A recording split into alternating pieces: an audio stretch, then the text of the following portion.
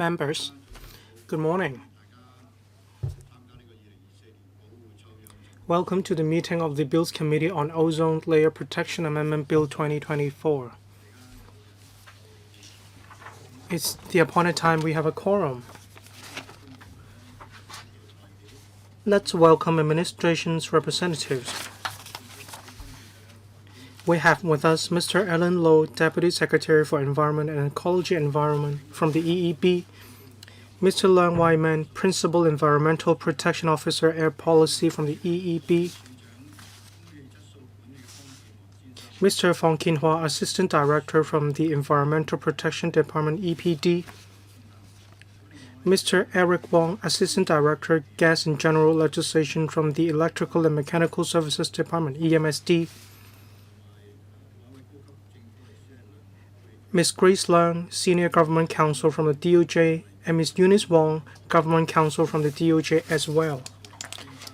We also have Mr. Louis Chan, Senior Environmental Protection Officer, Air Policy 3 from the EEB, and Dr. Kathy Lee, Senior Environmental Protection Officer, Air Science and Modeling from the EPD.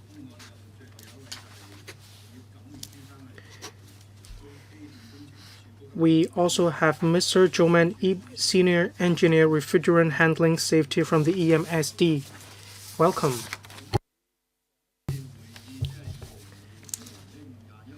At last meeting, that is on the 21st of January 2025, we held the last meeting on this date. Members put forward quite a lot of questions at last meeting. The administration has already provided a written response to the matters raised during the last meeting. The administration provided a paper, CB-1219/2025-02. Administration, Mr. Lowe, thank you. The document covers 4 main points. They are in relation to the matters raised at last meeting on the 21st of January 2025. I'll take members through the main points. On the last occasion, members asked about the definitions of specified refrigerant, controlled refrigerant, and hazardous refrigerants. Members also asked whether they are mutually exclusive.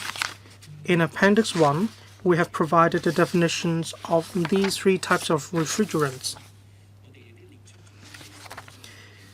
Aside from the definitions, we have also set down the reason of control.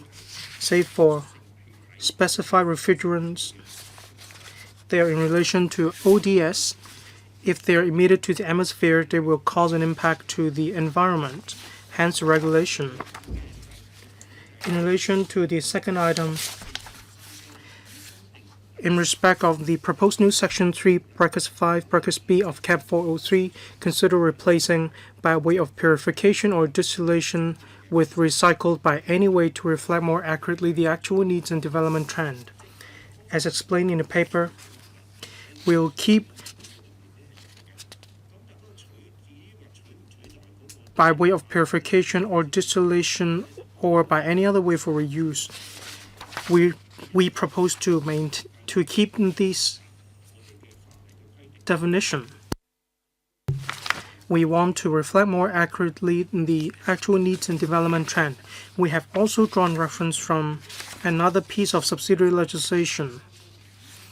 In relation to the proposed new Section 5(1)(ab) of Cap 403, consider whether the definition of was should be provided for in the bill or a code of practice to avoid difficulties or disputes in the enforcement of regulations in the future.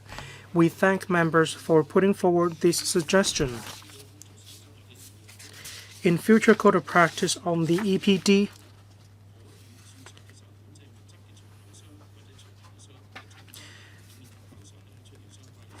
it may, pursuant to Section 5 of Cap 403, register a person if it is satisfied that a person was, before the 1st of December 2025, an importer or exporter of Schedule HFC listed in the proposed new Part 10 of the Schedule Cap 403. The fourth area, to provide the relevant minutes of the meeting on the Advisory Council of the Environment, which has been consulted on the administration's proposals in the Ozone Layer Protection Amendment Bill 2024. That concludes my introduction to the response. Thank you, Mr. Low. If members would like to speak, please press the button. Any views? Any questions? All right. Legal advisor would like to speak on one point. He'd like to seek clarifications from the administration. Thank you, Chairman. In paragraph 8, that is in relation to the point was, EPD would set out in the code of practice or guideline the criteria of an importer or exporter of these scheduled substances.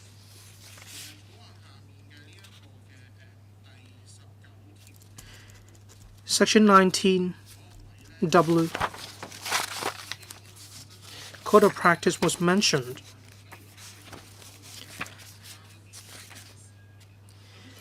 However, in the contents of Section 19W, it is not in line with the Code of Practice mentioned. I'd like to seek clarifications.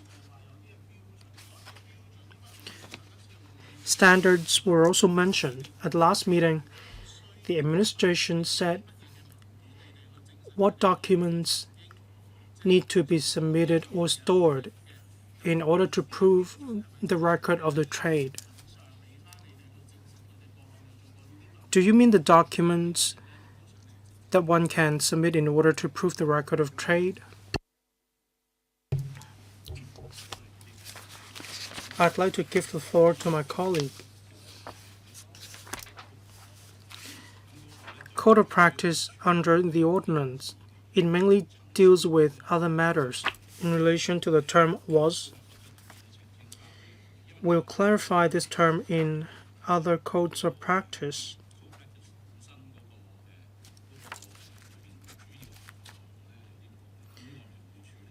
It is different from the contents covered under the COP, Code of Practice. This system has been in use for a long time. The industry is well aware of it. As long as we make sufficient or adequate explanations, it'll be all right. Regarding the future practice, we'll continue to liaise with the industry. We'll firm up the details with the industry.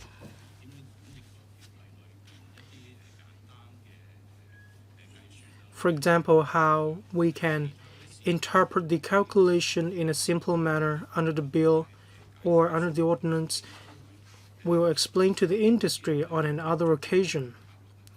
We will also strengthen publicity afterwards, and then we'll explain the situation to the industry.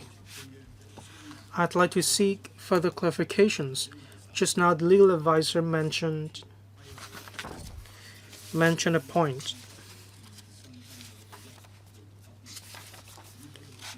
And in section 16, it was proposed to add 1 bracket W. And some don't fall into subsidiary legislation, so it is possible that it will be subject to scrutiny. However, in paragraph 8, regarding the definition of the term was, in order to prevent difficulties or ambiguities,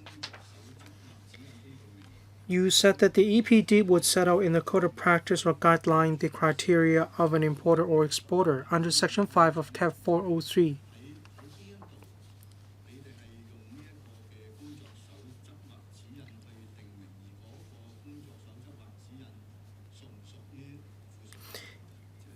Is the COP or guideline a piece of subsidiary legislation? When you make amendments and inform the industry, it's possible that the Legislative Council will receive inquiries from the industry. There may be a loophole if we cannot step in and handle the matter. So will it be subject to negative vetting? Thank you, Chairman. Just now, Chairman, you mentioned W. and it is the COP that will be issued by the director of the EMS.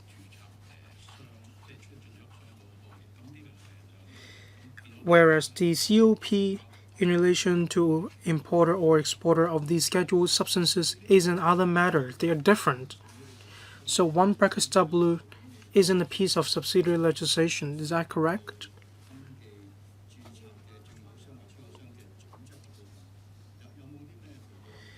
In relation to the COP setting out the criteria of an importer or exporter of these scheduled substances, it is not a piece of subsidiary legislation.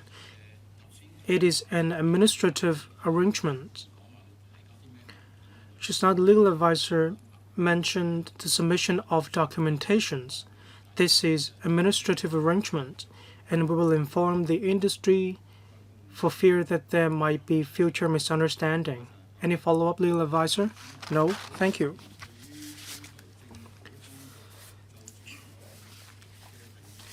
Members, please press the button to request to speak if you have questions.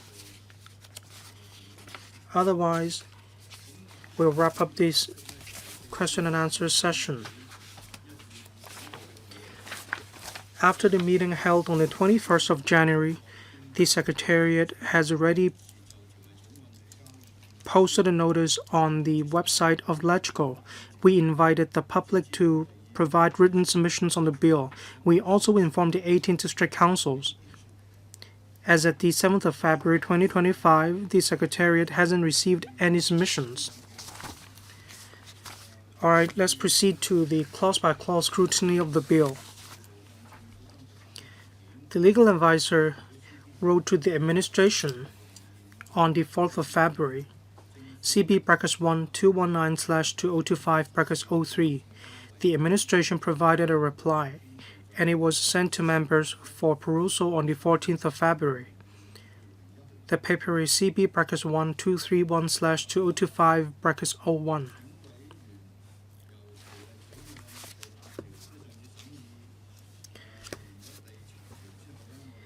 On the last occasion, we finished scrutinizing Clause 7.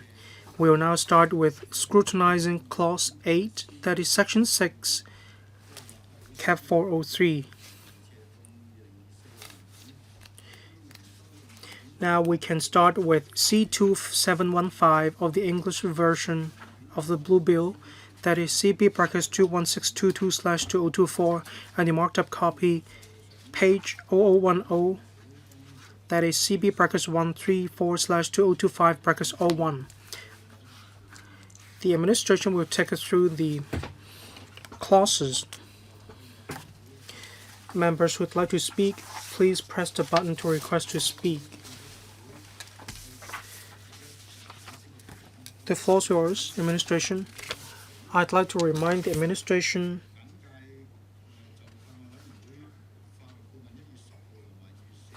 in the scrutiny of the bill, if your point cover the reply provided on the 10th of January and the 4th of February, please explain in conjunction with the scrutiny of the bill. Thank you.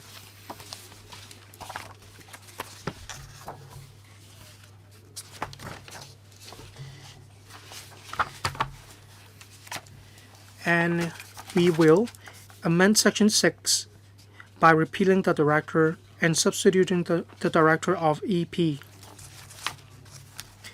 In Section 6, Bracket 3, after director, we'll add of EP.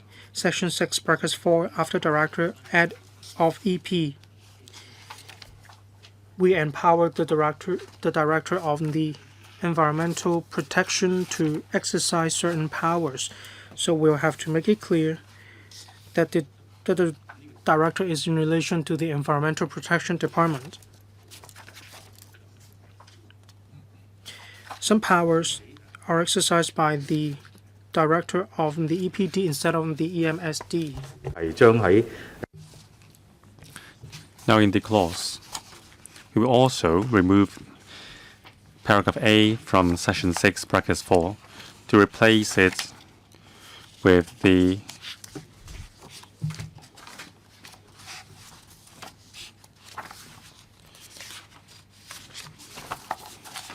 term Montreal Protocol on substances that deplete the ozone layer. Now, our country, China, is the signatory to the Montreal Protocol and the Kigali Agreement. So Hong Kong, as a part of China, needs to fulfill our responsibility as well. So we will change the word to comply. On page 11,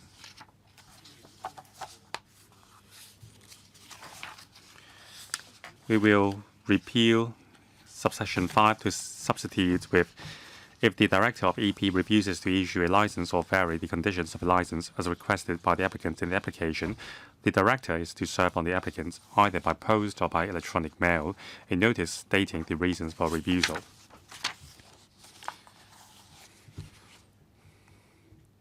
Now again, we will specify that the power is to be exercised by the director of EP, not the director of electronic and mechanical services.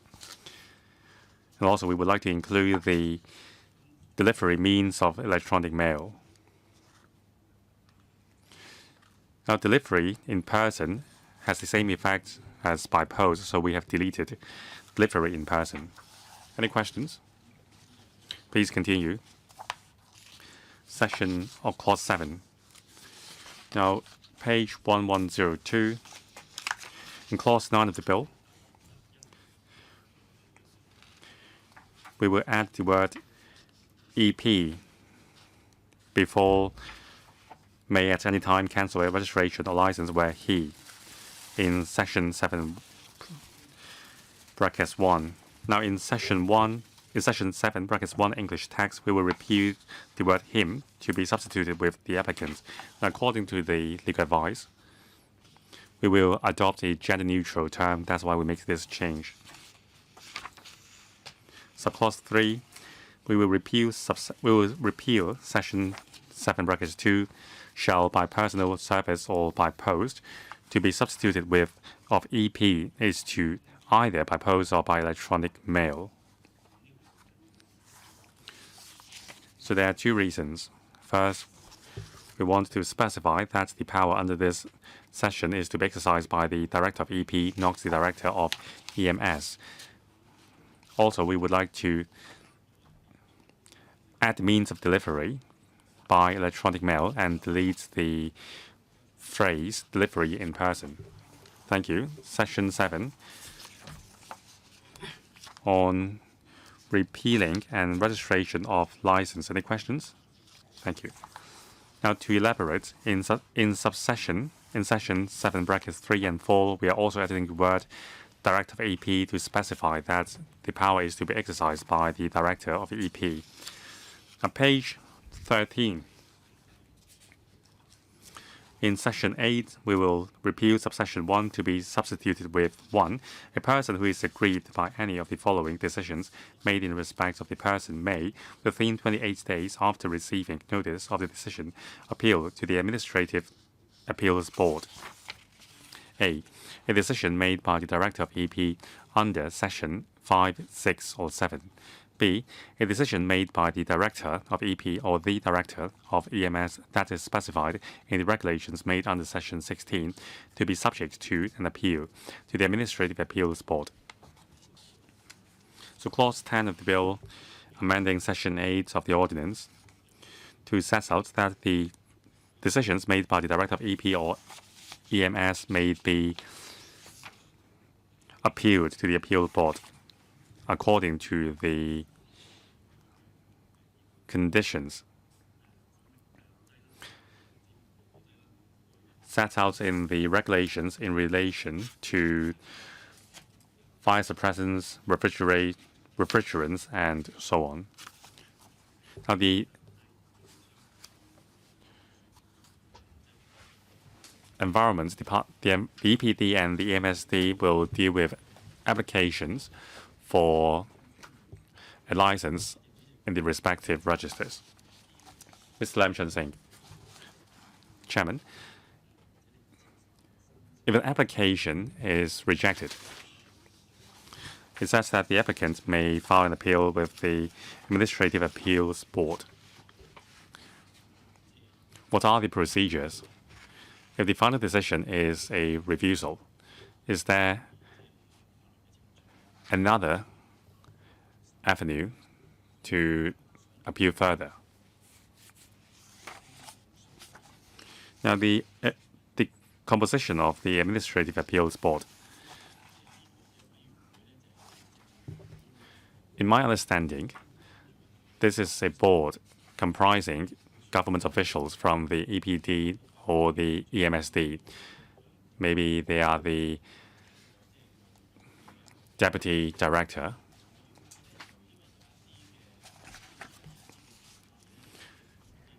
Now, there are relevant ordinances in relation to the EMSD, where the appeals board would comprise members from the trade besides government officials. Stakeholders would be included in the board to hear appeal cases. So I would like to know more about the actual composition of the Administrative Appeals Board. Now, this board also existed in the original ordinance, so there should have been an established mechanism for that. Thank you, Chair. Now, the main reason for the amendment is to include the director of EP or the director of EMS under the board. Now, the board is established under Cap 442. The chairman is appointed by the chief executive, comprising 46 members. So besides government officials, there are also representatives from the trade as well. Mr. Lam Chun Sing, any follow-up questions? Next, Mr. Brave Chen. Thank you, Chair. The clause says, within 28 days after receiving the notice of the decision, an appeal may be filed. Now, to keep abreast with time, the 28-day time frame in this ordinance and other ordinances, can we compress the time frame with the advancements in technology nowadays? In the olden days, we need to rely on post. Now, with electronic means of communication, we are much more efficient. So do we still need a period as long as 28 days? Second,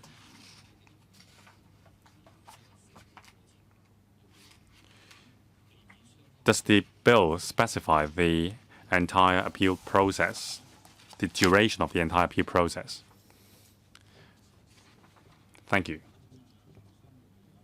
Mr. Leung or Mr. Law? Thank you, Chair. Now, the phrase within 28 days. The period is specified in the provision in relation to the setups of the Administrative Appeals Board, so we are just following the same duration. Follow-up question. I understand that. So this is an amendment bill. According to past record, the EPD and the EMSD may advise the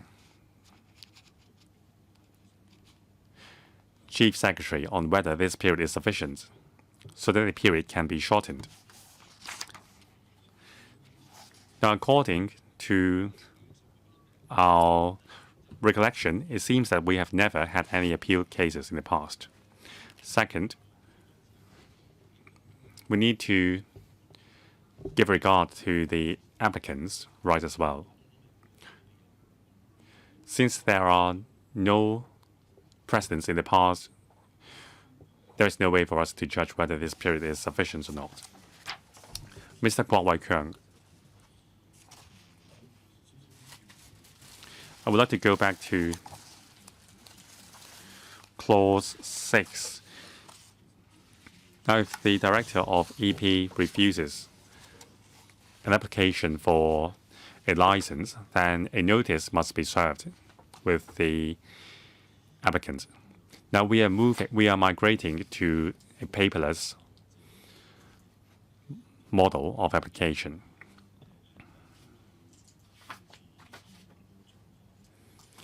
Is there a difference between delivery of notice by post or electronic mail? Now, for mail, it would take up a lot of time.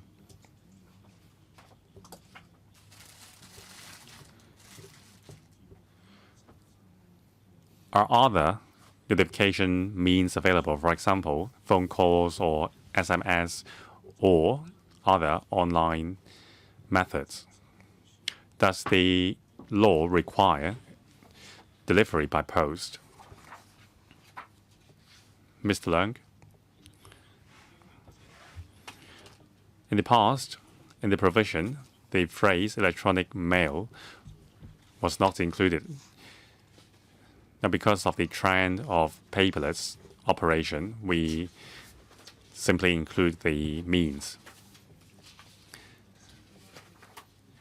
Now, it seems that the government allows both methods of delivery, and it would add to your operational burden. So, can the government or the applicant choose the mode of delivery?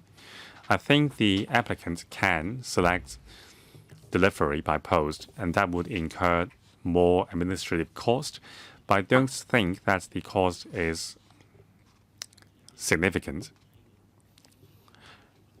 And also, the decision itself is important, so we would leave it to the applicant to select which mode to use. The government has been saying that we are moving towards digital government services. So if there is a web page for the applicants to check the progress whenever they want, it would be best. I think the government has heard members' views. Now, if there are no further questions, we will move on. Thank you, Chairman. Now, Section 8, Bracket 2, we also deleted the term Director of EP. Now, the main reason is that we have added Director of the EMS to the ordinance, so that's why we have to empower the Director as well. On page 14, Clause 9 of the, no, rather, Clause 11 of the bill, amending Section 9 of the ordinance. After the word Director, we will add the word of EP or the Director of EMS. Now, Clause 11 of the bill empowers the Director of EMS to appoint authorized officers to enforce the power conferred upon authorized officers. No questions? Next, please. Page 15.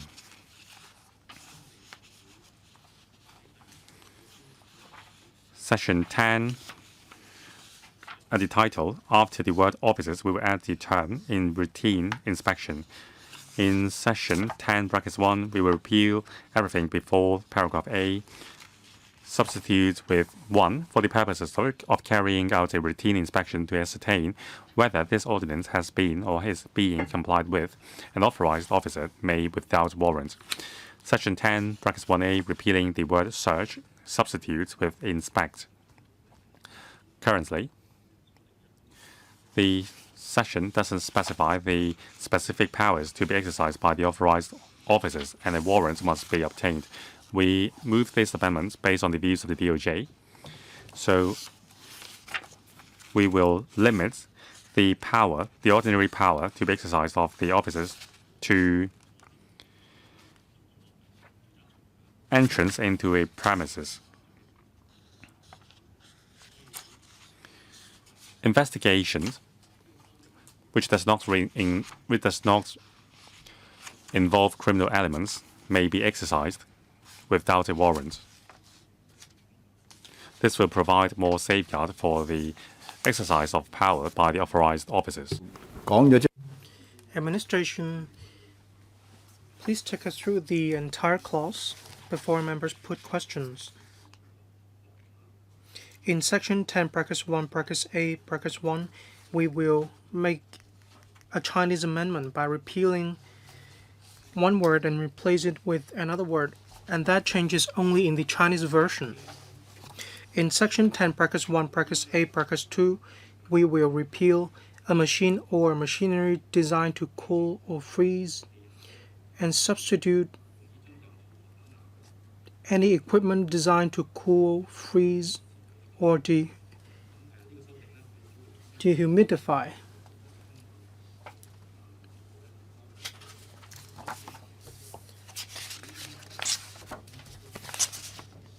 As dehumidifiers include controlled coolants, we will cover it as well. And for section 10, brackets 1, brackets A, brackets 3, we will stick to the Chinese word used.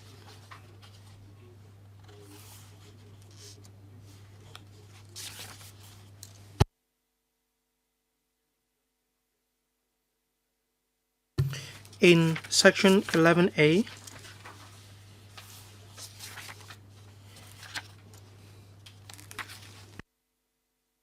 we will make an amendment as well, and this can be found in paragraph 7. In section A, brackets 3, we will make an amendment as well. Section 11, brackets A, brackets 4, we will make an amendment in the Chinese version to make it aligned with the previous section with the word 取所, that is premise in English.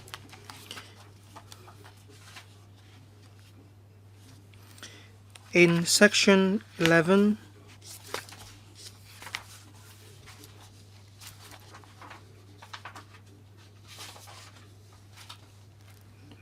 that concerns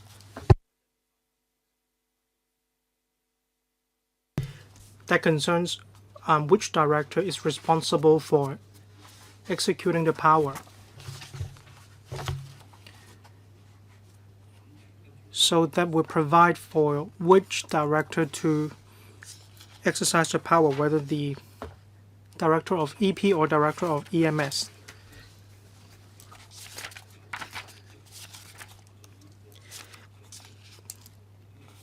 Section 12D, we will change the word in the Chinese version as well. By way of legislation, we will update the wordings used in Chinese. Section 10.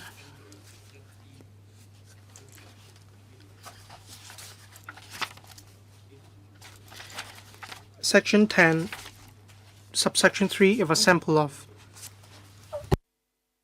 anything is taken by an authorized officer under subsection 1D, the director of EP or the director of EMS, as may be appropriate, may, after examination and investigation, direct that the sample be returned to the place from which it was taken, or destroyed or disposed of, as the director thinks fit.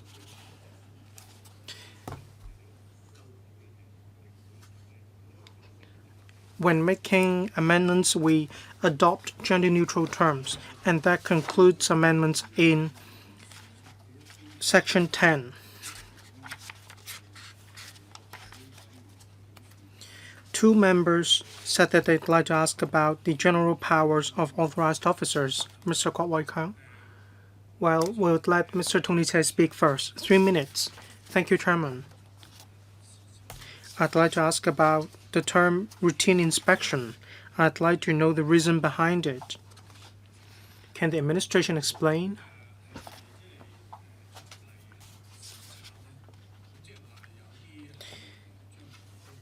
When you set out in routine inspection, do you mean there are inspections which are not routine? Or do you only refer to routine inspections? You didn't specify clearly.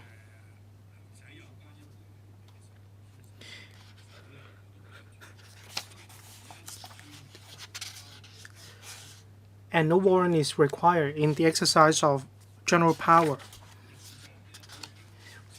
One may need to to present or produce a warrant when he or she is entering a residential unit. So does this provision target registered residential premises?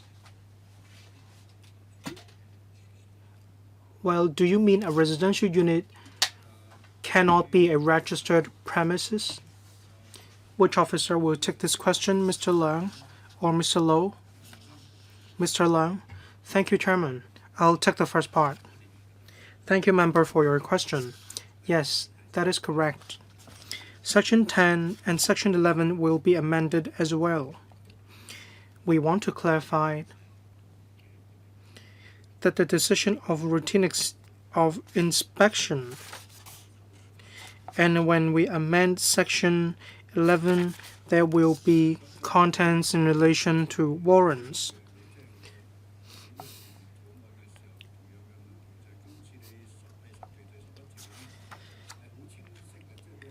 Sections 10 and 11 give people an impression that you restrict the powers. General powers used to refer to general powers, really, that is, powers in general. However, when you make an amendment, you want to limit your power by limiting inspection to routine inspections.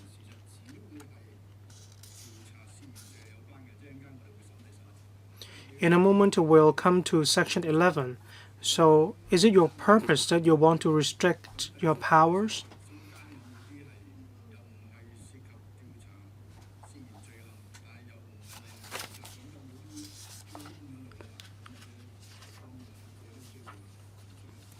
Well, between a routine inspection or an inspection looking into a serious offense,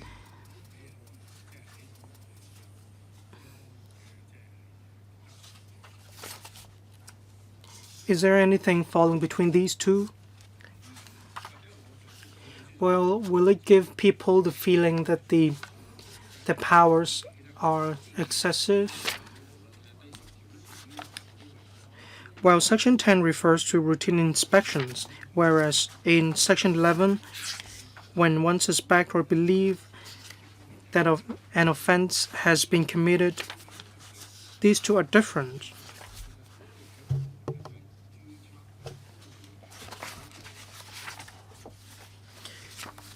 Section 10, brackets 1, brackets A, brackets 1.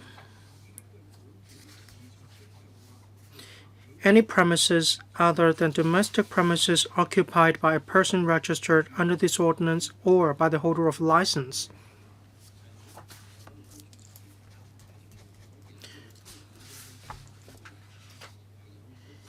It may not be directly related to the holder of a license.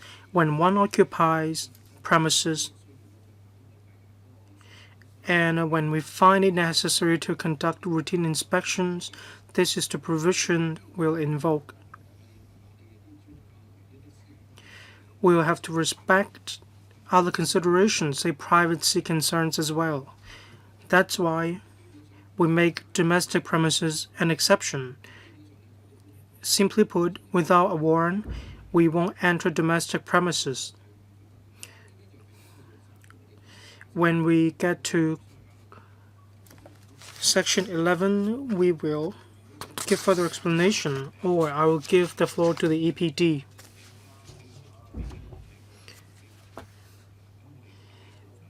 At present, we mainly check whether there is any illegal import or export. We work with the Customs and Excise Department. In boundary control points, we'll conduct checks. On domestic premises, as far as I can remember, there wasn't any case. I'm not sure if I remember correctly, but that is very rare.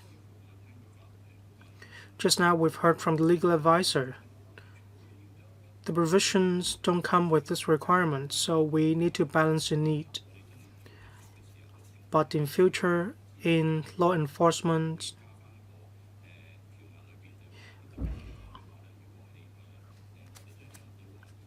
in case of reasonable doubts or suspicion, we will invoke Section 11. We need to ensure smooth legal enforcement actions. We do want to strike a balance. And after the amendment, there won't be much of an impact on law enforcement action.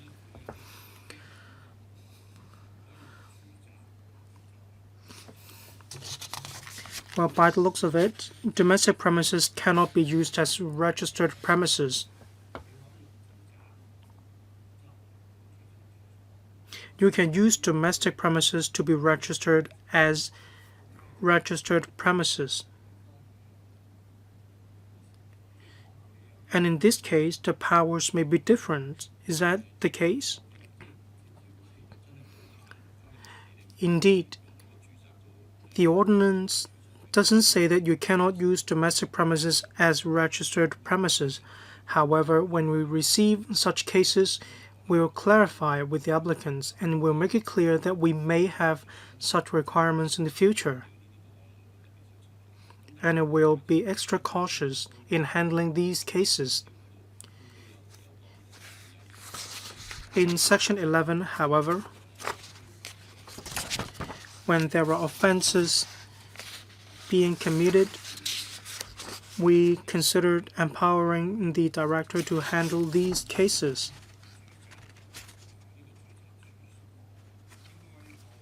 While using domestic premises as registered premises, this may be rare. Mr. Low?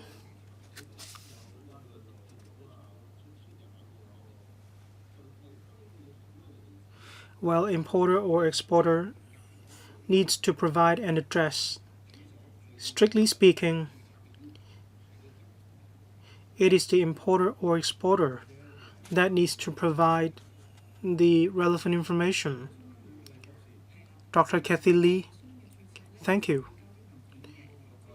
Importer or exporter needs to provide documents, say the annual return filed with the company's registry. Usually, this unit is a company. As Mr. Fong said, we'll check whether there is indeed this company registered with the address provided. But in the usual course of events, there is a business registration certificate attached to the application. Mr. Kwok Wai-kang. Thank you, Chairman. Section 10, brackets 1, brackets A, brackets 1.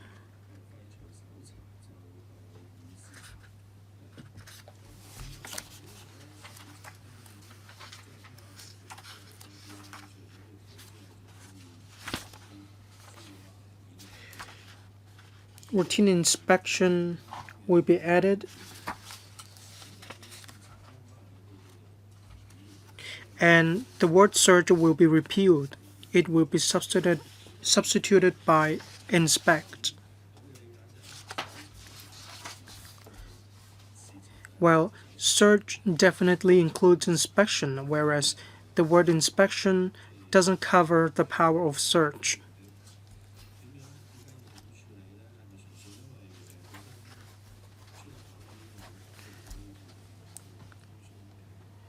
Is it the case that the importer or exporter has the registration, hence lacks regulation? Will there be any difficulty in relation to the taking of law enforcement action? Deputy Secretary, the word inspect is in relation to the premises. If you refer to 10(1)(d), it empowers the officers to require the submission of certifications and documents from the owner of the premises. And there is also the power to inspect whether there are any scheduled chemicals or scheduled articles stored in the premises. The intent behind the amendment is to make the law clearer and also protect the frontline officers in the exercise of powers. So we consider the word inspect sufficient for that purpose. I will defer the question to my team. DOJ, thank you.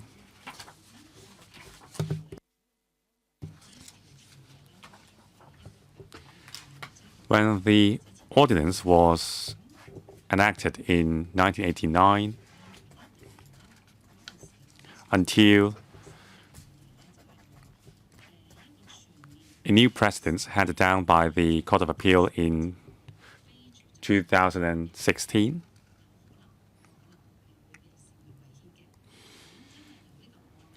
the power to search a premises and inspect the premises without a warrant may be unconstitutional. So in the bill, we would like to play on the safe side to separate the general power and the power to conduct a search. Now, Section 10 is in relation to general power.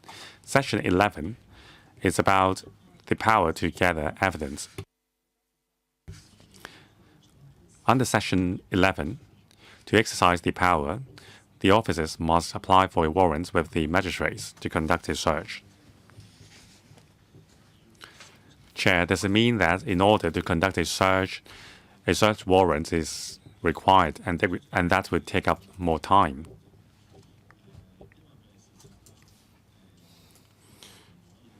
Now, since this is just an inspection, no exhibits can be seized from the premises. And without the power to seize the chemical for a test in the laboratory, you can't tell whether the chemical is really the stuff described on the label. And that will hinder the officers in taking further actions. Deputy Secretary, now in subsection D, we have provided for this scenario. Now, after the amendments, the director of EP or the director of EMS, as may be appropriate, for the purpose of examination and investigation to determine whether an offence may have been committed under this ordinance, may take possession of, without payment, but subject to the issue of a receipt for it, a sample of anything that may be required. No elaboration from the DOJ. I also have a follow-up question. 10(2)(d). Repealing in the Chinese text 有權進入的房產 to be substituted with 獲授權進入的處所.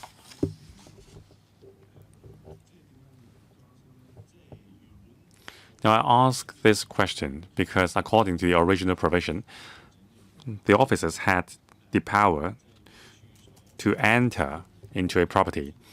Now they need the consent of the occupants of the premises. Would that delay the enforcement as well?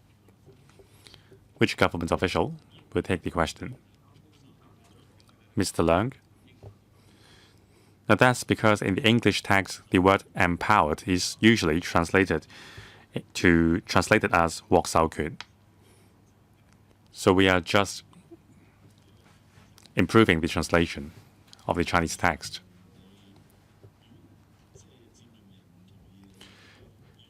Can you gain entry into a premises if the occupant denies entry? Mr. Leung, Deputy Secretary.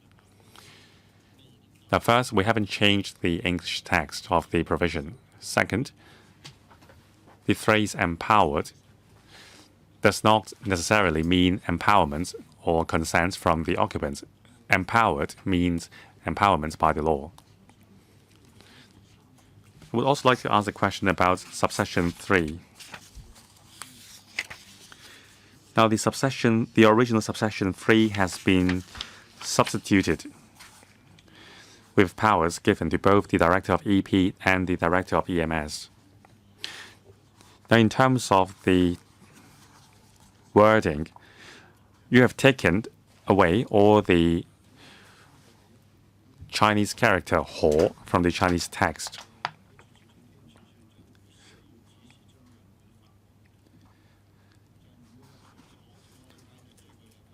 Now, the word 可, that is may, indicates that the director has a choice to do or not to do a thing.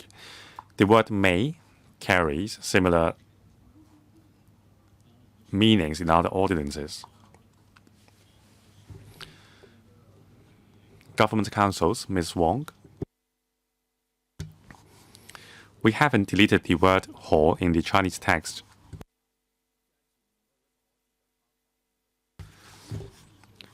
So we simply move the word may, the Chinese word 可, to the subsequent part of the provision. Thank you. Any other questions? Now we move on to section 11, page 18, special powers of authorized officers. You have added the power to investigate suspected offense to authorized officers. Now, section 11, after the word officers in the heading, we will add the phrase to investigate suspected offense. Section 11, we will repeal subsections 1, 2, and 3. Substitutes with 1. If a warrant has been issued under subsection 2 in respect of any premises, or if subsection 5 applies in respect of any premises, an authorized officer may a. enter and search the premises, and b. seize anything other than an aircraft, vessel, or vehicle. 1. In respect of which the officer reasonably suspects that an offense has been committed under this ordinance. Or 2. Which the officer reasonably suspects to be specified evidence. 2. A magistrate may issue a warrant authorizing an authorized officer to enter and search any premises if satisfied by information on oath that there are reasonable grounds to suspect that a. an offense under this ordinance has been, is being, or is about to be committed in the premises. Or b. there is in the premises any specified evidence. 3. Unless otherwise specified in it, a warrant continues in force until the earlier of the following: a. the expiry of 1 month after the date of its issue, or b. the purposes for which the entry and search are conducted have been achieved.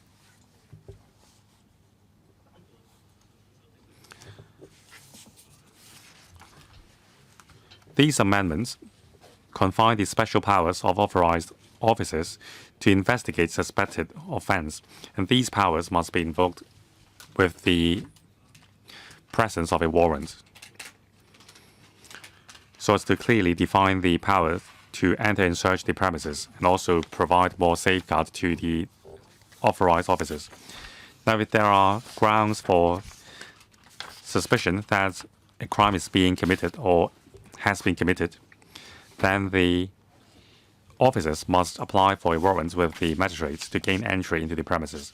Now, in setting the expiry of the warrant, we have made reference to similar laws, for example, the Construction Workers Ordinance.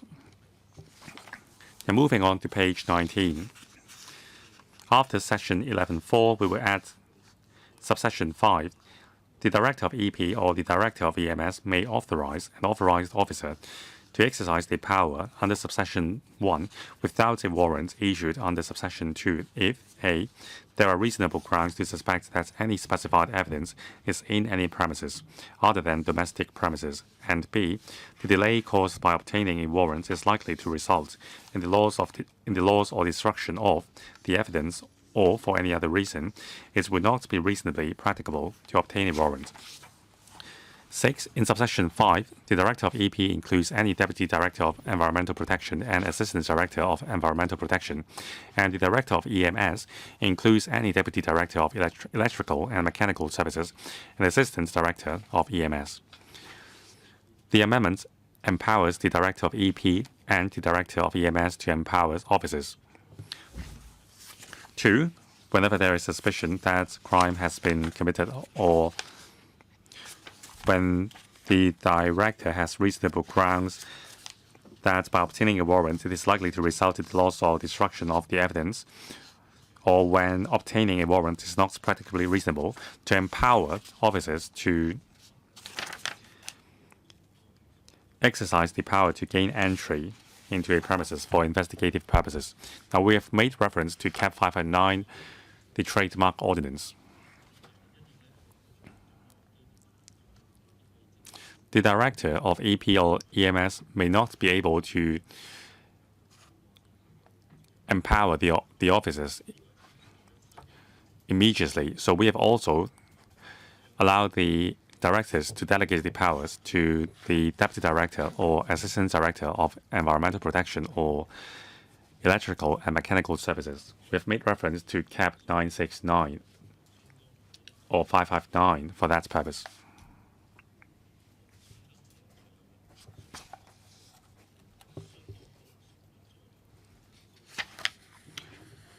Now, specified evidence means anything that is or that contains or that is likely to be or to contain evidence of an offense under this ordinance. Mr. Tong Lijie. Thank you, Chair.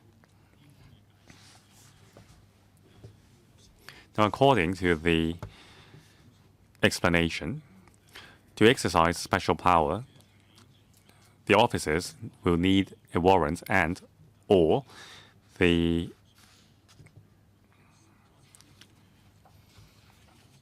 authorization from the director. Now, of course, the time needed for obtaining a warrant and obtaining an authorization from the director will be different. So the main consideration is the likely delay in obtaining a warrant, resulting in the loss or destruction of evidence. Now, if the director considers that it takes too long to obtain a warrant, the director may give authorization. But are there any differences in terms of the evidential support?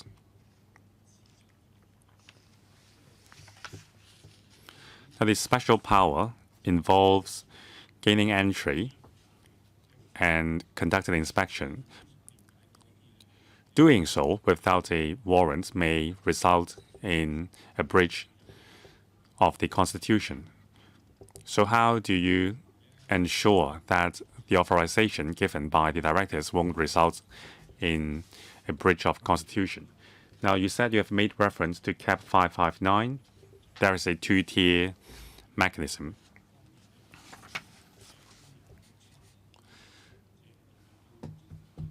So in terms of the offense, are they aligned with the other ordinances?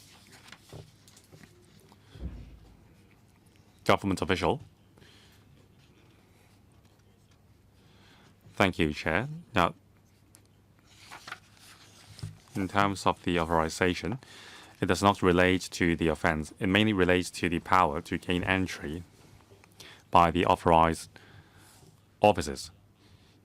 Now, for various reasons, if time is not sufficient for obtaining a warrant, they may obtain an authorization from the director.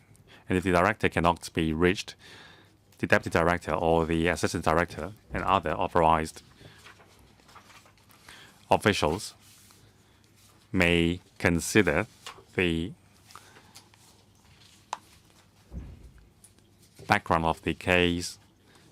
And if they consider that by obtaining a warrant, it may result in a delay which results in the loss or destruction of the evidence, they may issue an authorization. It does not relate to the offenses themselves. Any follow-up questions, Mr. Jie? I understand that you mean that because of time concern, obtaining a warrant may not be suitable. What I meant was, before issuing an authorization, the director or the deputy director will also consider this time concern, that obtaining a warrant may result in a delay which caused destruction or loss of evidence.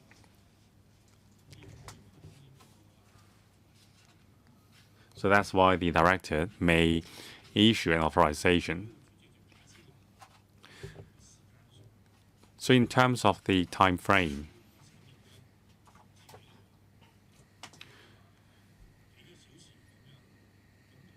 now it may take a few hours or a few days to apply for a warrant? What is the usual standard? How long usually does it take to apply for a warrant? So that may be a reference point for the director to consider. Which officer will reply? DS? Mr. Fong? Mr. Fong, please.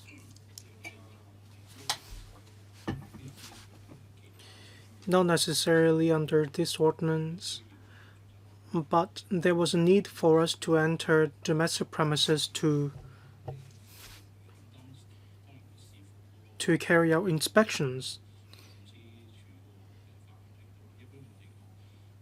It took probably a day or so to get a warrant.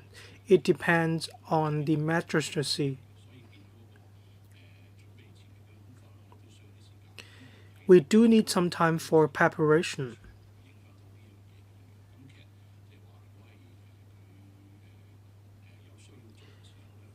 If we find it necessary, in general, we can handle it. It didn't cause a long delay, but if need be, we go to the magistracy to apply for warrants. We prepare relevant information. Say we need to provide sufficient information in order to apply for a warrant. We need to explain why we have reasonable grounds of suspicion. That's why we need to collect evidence to prepare for the application for warrants. Well, my question is simple. When the director empowers you to do so and you need days to apply for warrants, you may give people an impression that you do not want to get a warrant from the magistracy. You don't want to give people the impression that it is an abuse. When you have prepared all the documents, usually it is faster. Otherwise, what is the purpose of a two-tier system? That is my concern.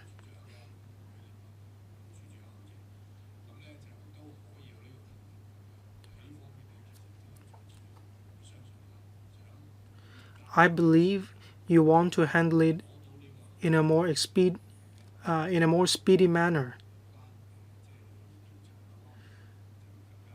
You want to carry out investigation in a more expeditious manner. We understand that the director will not cause any delay.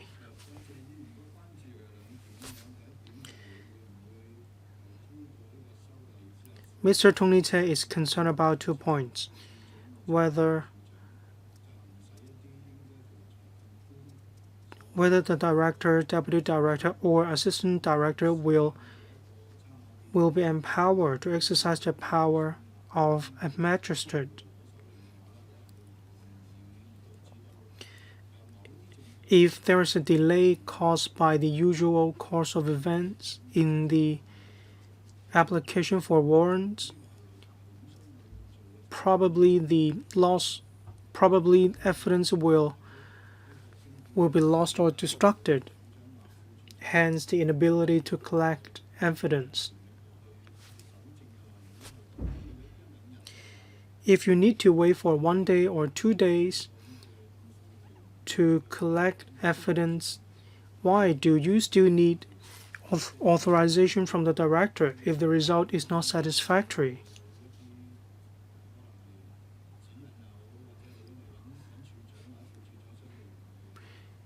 It may be easier for you to turn to the director or deputy director. Magistrates are on duty round the clock. If you think evidence will be lost or destructed if you get the warrant later, then I believe the magistrate is more than willing to grant you the warrant earlier. The director will make a decision whether the director of EP or EMS would believe the expertise of the director. The director keeps a gate.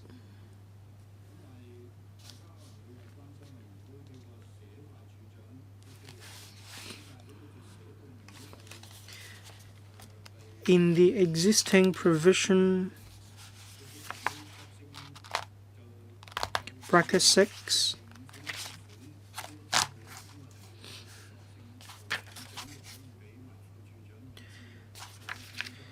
the director may empower the deputy director or the assistant directors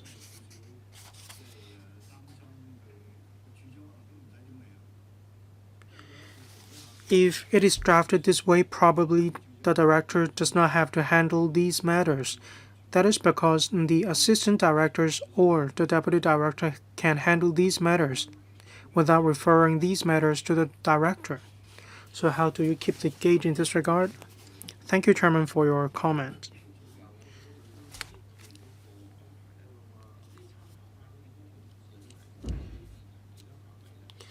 As my colleagues mentioned, in other legislation, this is in use as well.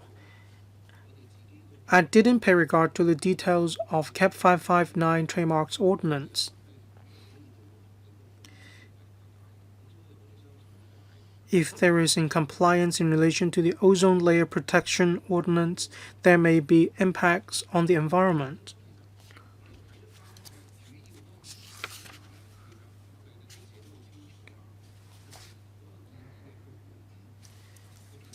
Brackets 5, we have brackets A, B under section 11 brackets 4.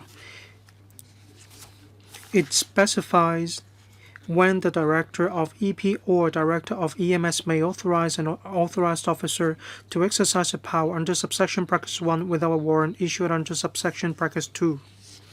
That is, A, there are reasonable grounds to suspect that any specified evidence is in any premises, and brackets B, the delay caused by obtaining a warrant is likely to result in loss or destruction of the evidence, or for any reason it would not be reasonably practicable to obtain a warrant.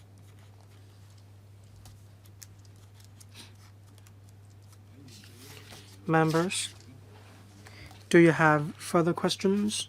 No? Let's move on to the next clause. Thank you, Chairman. Now we have come to page number 0020. Clause 14, we amend section 12.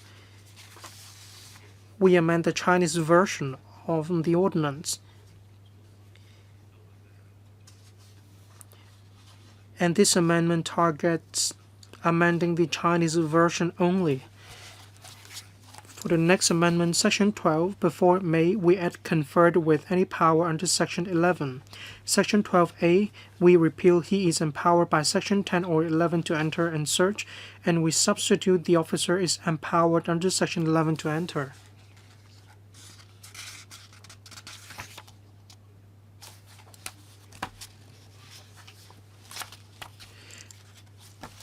And that concerns the investigation under section 11. In order to make it clear, the warrant is to exercise the power conferred under section 11. We have proposed this amendment. In accordance with the law drafting guideline, we propose to introduce this amendment.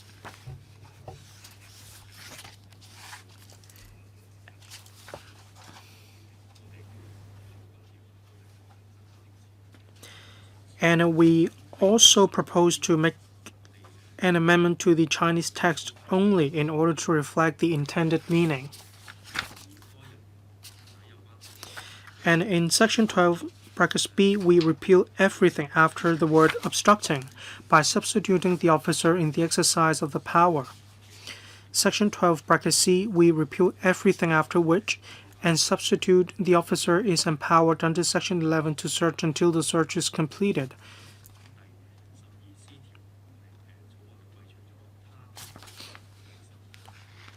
And in relation to section 12b, we propose to adopt the gender-neutral term. That is in line with the law drafting guidelines issued by the DOJ. For section 12c, that is to enter premises on the reasonable grounds that an offense has been committed.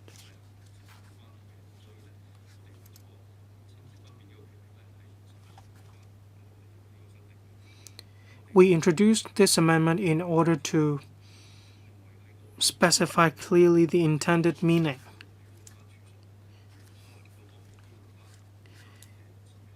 We adopt gender-neutral terms. We also use the word premises. In section 12D, in the English text, we repeal everything after home and we substitute with another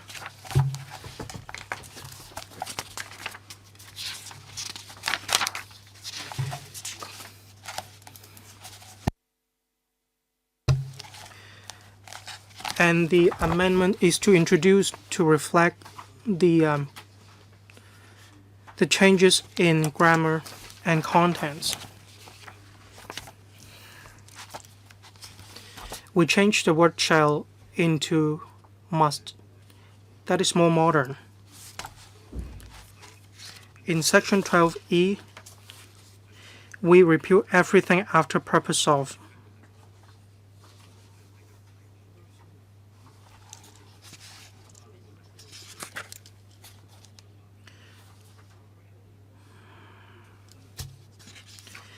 We also use the word premises.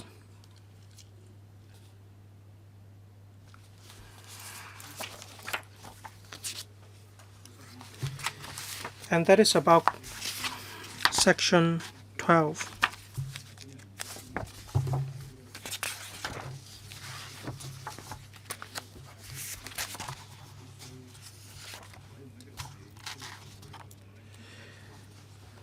Reasonable use of force is only applicable to section 11. And that is the ancillary power. No more question. Let's move on to section 13. We've come to page 0021.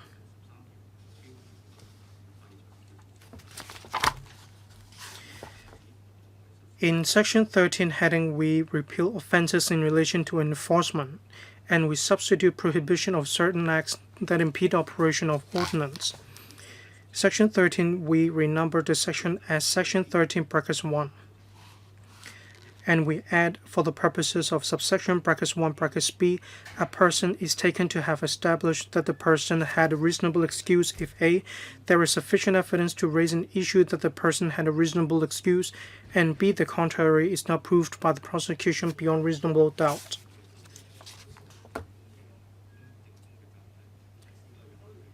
We impose the burden of evidence on the person committing the offense under section 13 brackets 1 brackets b,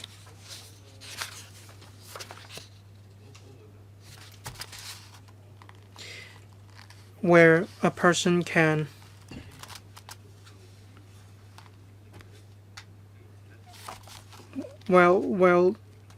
when there is sufficient evidence to raise an issue that the person had a reasonable excuse and the contrary is not proved by the prosecution beyond reasonable doubt. We have asked for relevant information, and on the 14th of February we issue a letter to explain the relevant matters. Legal advisor, any comments on the replies from the administration? Thank you. Concerning the burden of evidence,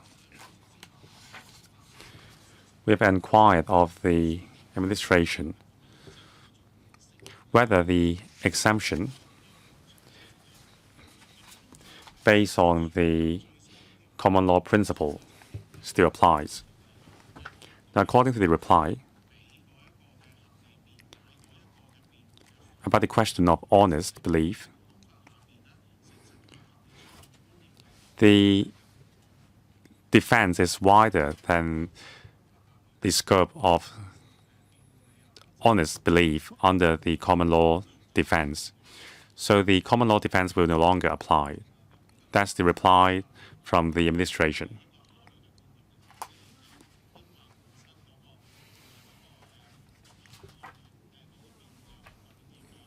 Now, since the scope of defense allowed under the ordinance is wider than that of the common law defense, the latter no longer applies. Members, do you have any views on the viewpoints of the legal advisor just now?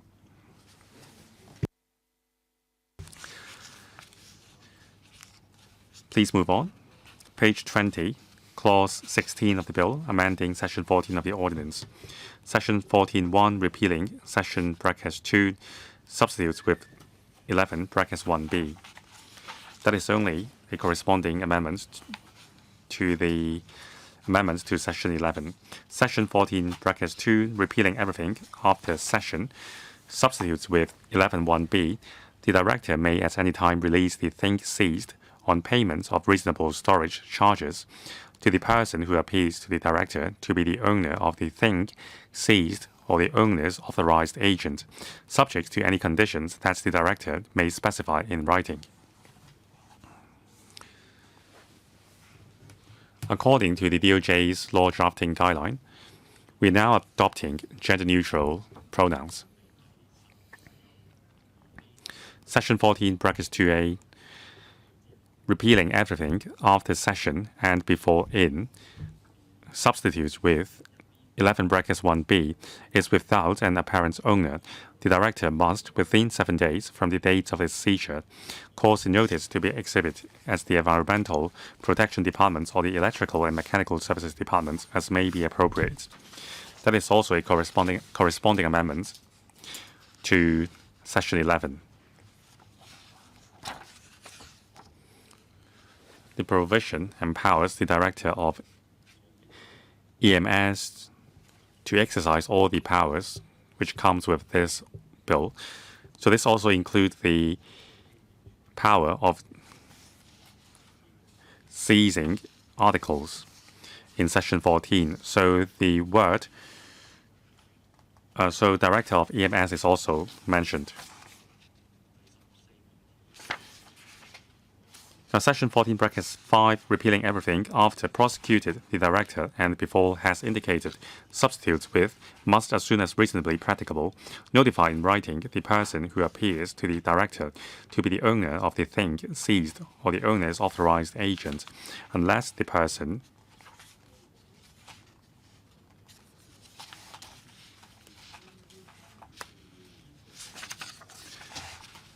So we have added the phrase as soon as reasonably practicable. According to the DOJ's guideline, we have adopted a gender-neutral term. It's just a minor change. Next, page 24. After section 14(8), we will add subsection 9. In this section, a reference to the director in relation to a thing seized under section 11(1)(b) is a reference to a. If the thing was seized by an authorized officer authorized by the director of EP, the director of EP, or b. If the thing was seized by an authorized officer authorized by the director of EMS, the director of EMS. So it means that the powers under the provision may be exercised by an authorized officer authorized by the director of EP or the director of EMS. That's section 14. Thank you. Mr. Kwok Wai Keung has a question. Thank you, Chair. A rather simple question. 14(2). The director may charge reasonable storage cost. If the owner of the seized item would like to claim back the item, they have to pay. So in terms of transparency, what does it mean by a reasonable storage cost? Will the storage charge be based on market rents or other reference points? Second, the government has a tight fiscal position. Of course, the government must think about recovering cost. So does the term reasonable cost include manpower cost as well for seizing the item?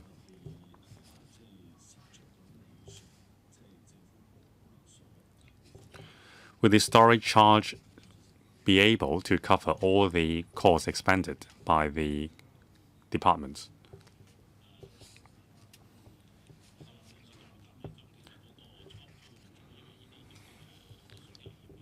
Now, on storage charge, these items are dangerous goods. Normally, we have a standardized rate for storage cost of these items. So in our past practice, we have based our charge on these reference points. Any cost recovery on manpower, no, we just charge the storage fee. So was there any precedent where the owner would give up the item because they cannot afford the cost? We had instances when we have recovered storage charges. Well, on the reasons why the owners give up their goods, we can't think from the owner's perspective. According to my recollection, on some cases, the owners would give up their goods, but I can't give you any details. For these cases, will they still be charged the storage cost? Are these charges still recoverable? So what if the owners give up their goods? You have already expended the storage cost, so this means that these costs will not be recoverable. Now, to confiscate the goods, we need to apply with the court. There are some instances where the ownership of the goods needs to be determined by the courts, so that also depends on the circumstances. So Mr. Kwok's concern is if the owners disclaim the goods and the goods are not valuable themselves, then the government would lose the storage costs and other costs as well, and that would be taxpayers' money. I think there were similar cases. True, there were cases where the owners could not be located, and on some instances, the perceived owners disclaim ownership of the goods. So these will have to be determined by the courts.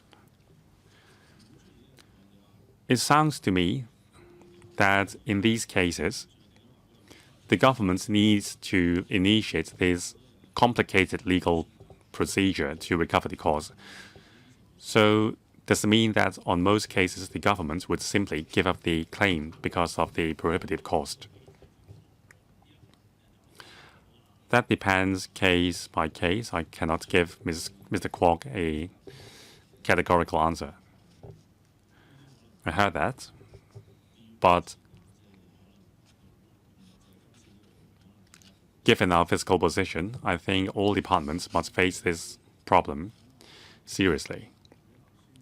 Mr. Kwok, do you require a written reply after the meeting? Yes, please, Chair. You decide. I think Mr. Kwok's concern is more than that.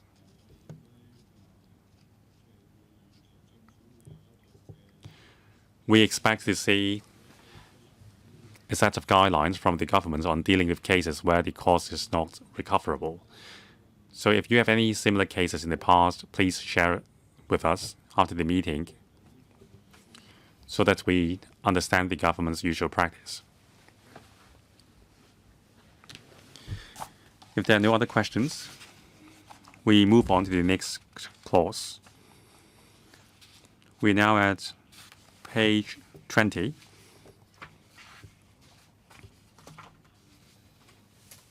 Clause 17 of the bill amending Section 14A of the Ordinance.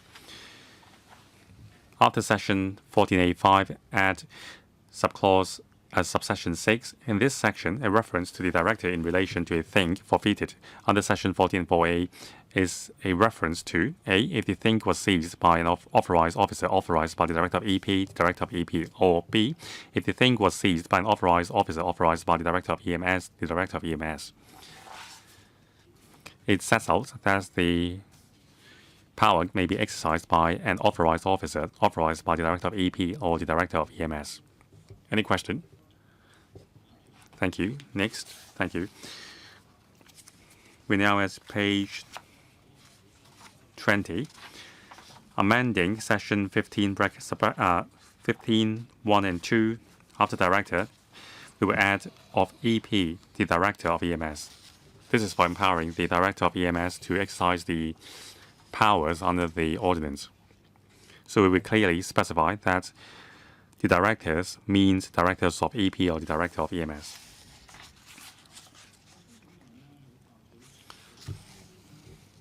In previous clauses, whenever there are references to directors, you will add Director of EP or the Director of EMS as the case may be, or adding a new subsection specifying that under circumstances, powers may be exercised by Director of EP or EMS. So for this ordinance, it means that prosecution may be made in the name of the Director of Immigration or Director of EP or Director of EMS, but it did not say as the case may be. Of course, that is simpler, but would that cause confusion? What is your consideration behind? Thank you, Chairman.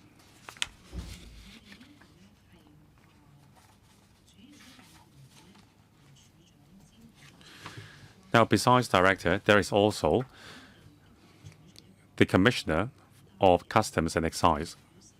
So we adopted a simpler approach in saying that the prosecutions for offences under this ordinance may be brought into name by 3 officials. On each case, the directors and the commissioner will decide between themselves. Thank you. My main concern is just about consistency. If you think the wording is fine, then I have no further questions. Please move on. Thank you. Page 27.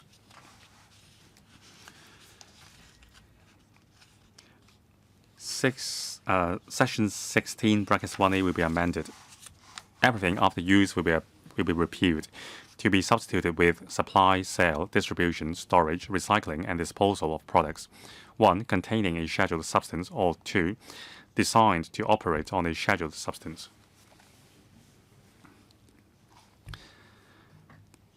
In the amendment, we have added products designed to operate on a scheduled substance,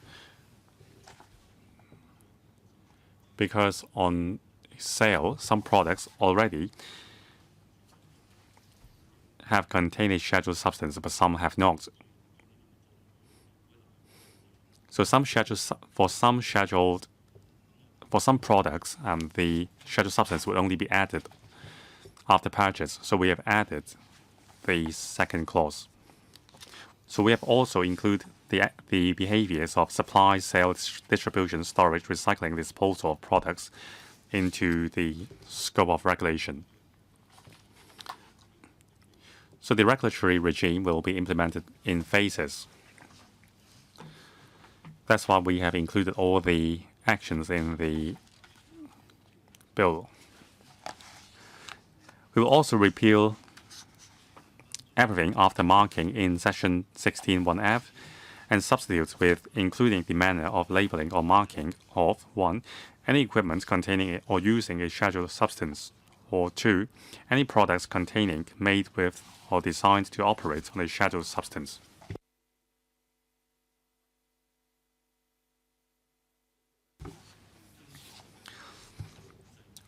Here, we have added any equipment containing or using a scheduled substance and any products containing, made with, or designed to operate on a scheduled substance. Now, as I said, many times, scheduled substance will only add to the product after sale. So that's why we have added the description to the product. In the future, the director of EP will, by way of subsidiary legislation, implement mandatory recovering requirements on refrigerants and other scheduled substances. So we will consult the trade and come up with a system. And then we have come to page 28.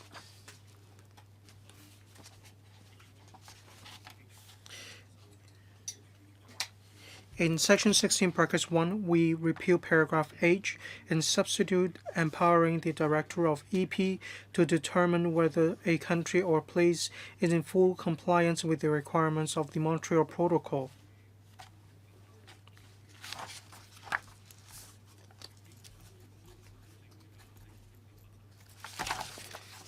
And the Montreal Protocol took after the 16th of September 1987. In section 16 brackets 1 brackets 1 after director we add of EP, and in section 16 brackets 1 brackets J after director we add of EP. Section brackets 1 brackets J we repeal approval by notice in the Gazette and substitute or her approval by notice in the Gazette. Section 16 brackets 1 brackets K after director we add of EP.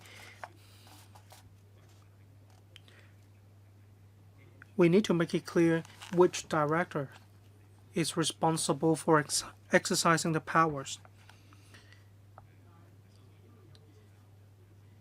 We have also adopted gender-neutral terms in accordance with the law drafting guidelines issued by the DOJ.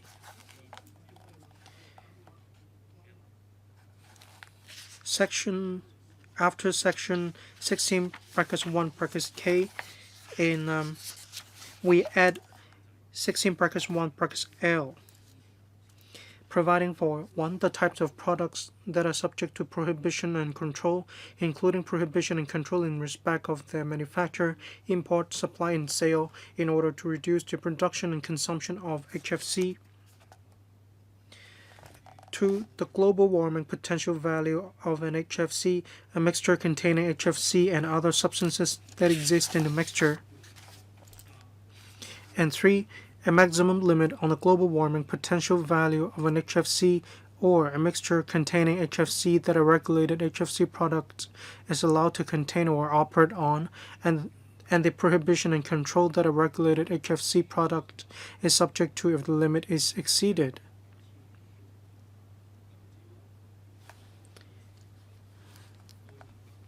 And 4. The dates by which the prohibition and control are to take effect, which may be different for different types of regulated HFC product. These amendments are proposed to be introduced because there will be new subsidiary legislation in relation to HFC product by the EEB. That's why we introduced these amendments to implement what we have earlier on suggested.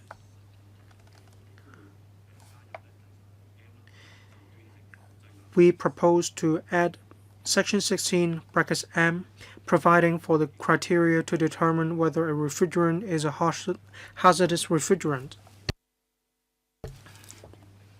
There will be new subsidiary legislation to determine whether a refrigerant is a hazardous refrigerant.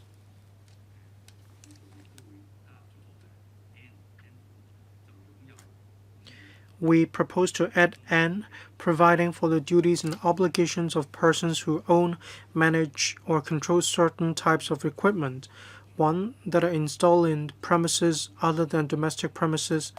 2. That are designed to cool, freeze, or dehumidify anything, or to function as a heat pump. And 3. That contain or use a specified refrigerant to perform the function. or providing for the registration of those types of equipment mentioned in paragraph N and any matter in relation to the registration, the cancellation of registration, and the establishment and maintenance of a register. The Director of Environment and Ecology will make subsidiary legislation to regulate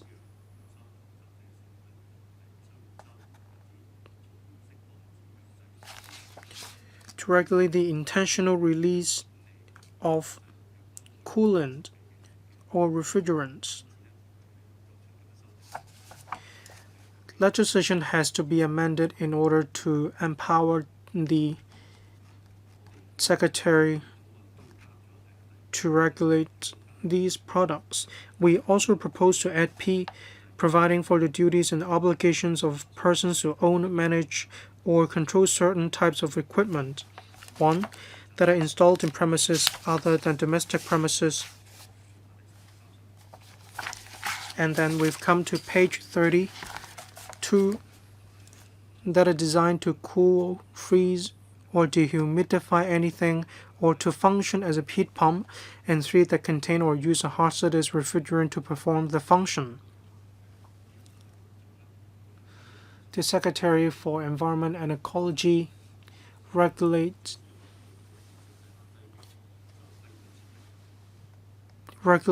equipment that contains hazardous refrigerants.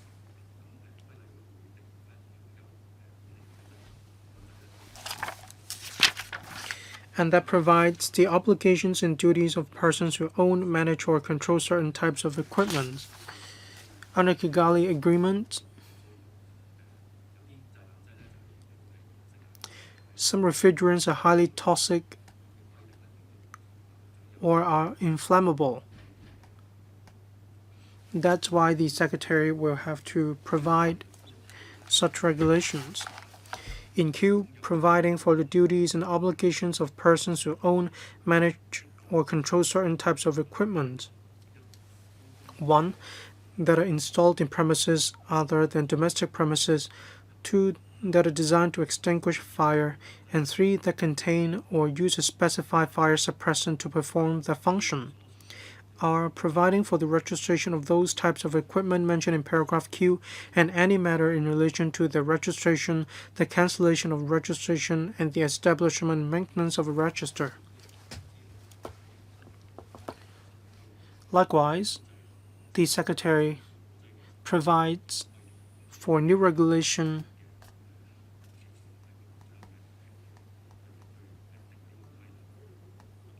and the introduction of this provision is to empower the Secretary.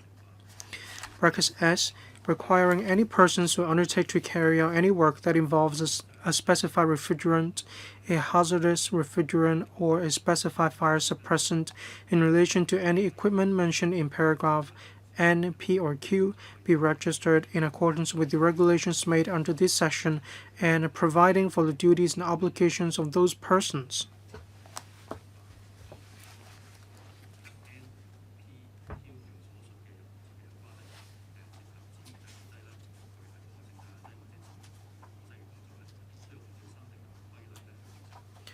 And that provides for the need to register in accordance with the regulation under this ordinance.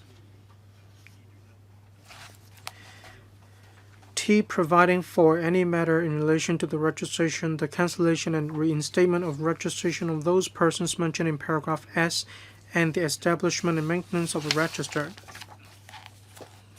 Page 31, we propose to add U, requiring any persons mentioned in paragraph S to ensure that a technician certified in accordance with the regulations made under this section be present on site when any work mentioned in that paragraph is carried out, and providing for the duties and obligations of certified technicians and matters relating to the training and certification of persons who wish to be certified technicians. We propose to add V, the establishment of a refrigerant technical advisory committee to advise the Director of EMS on matters relating to the following. 1. the use, management, and handling of refrigerants when the refrigerants are contained or used in those types of equipment mentioned in paragraph N or P, and 2. The training of persons who wish to be certified technicians.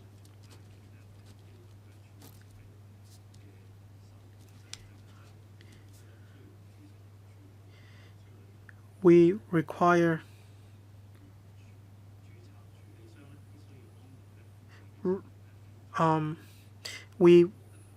the presence of certified technicians, and they will have to hold the certificates issued by the government.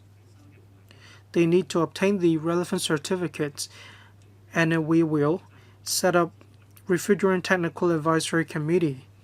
The terms of reference include the approval on the relevant training courses.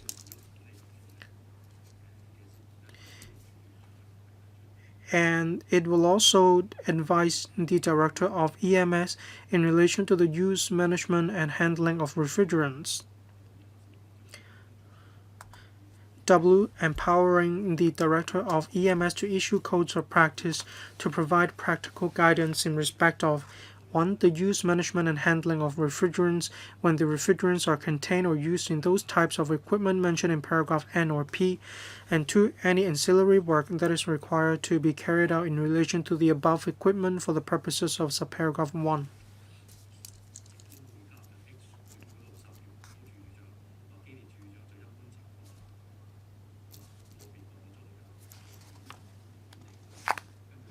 X.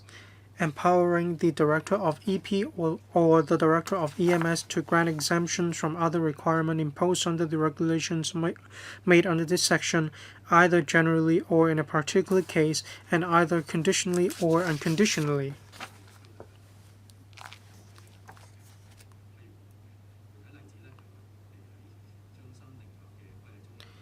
In the ban on supply and import of HFC products, we target the import or export of products. We have drawn reference from section 46 of Cap 607.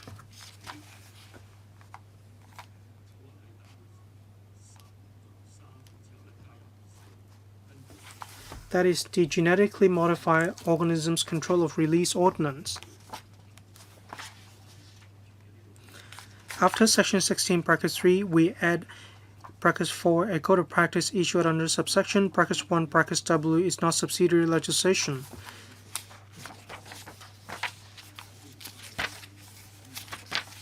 Section 16 covers quite many contents, but I wanted to let the administration explain all subsections before I allow members to ask questions. Mr. Brave Chan.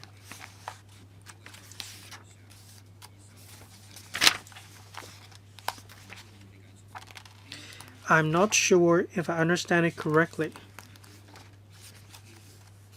Some may think that he or she owns the machine.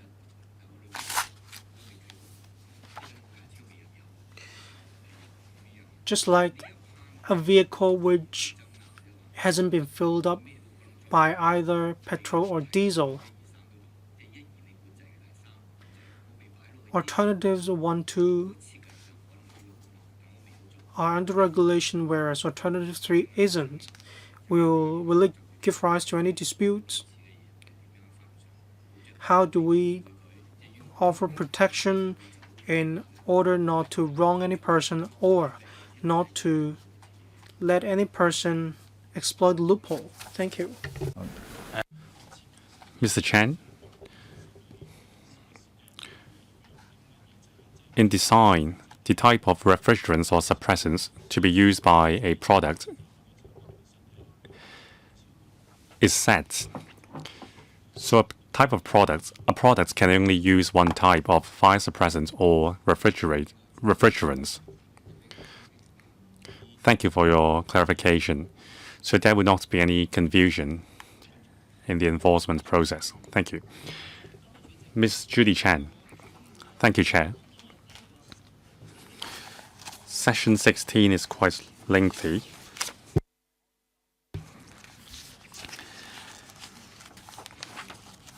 Premises other than domestic residence or domestic premises is mentioned. So we have a lot of we have many types of flags in Hong Kong.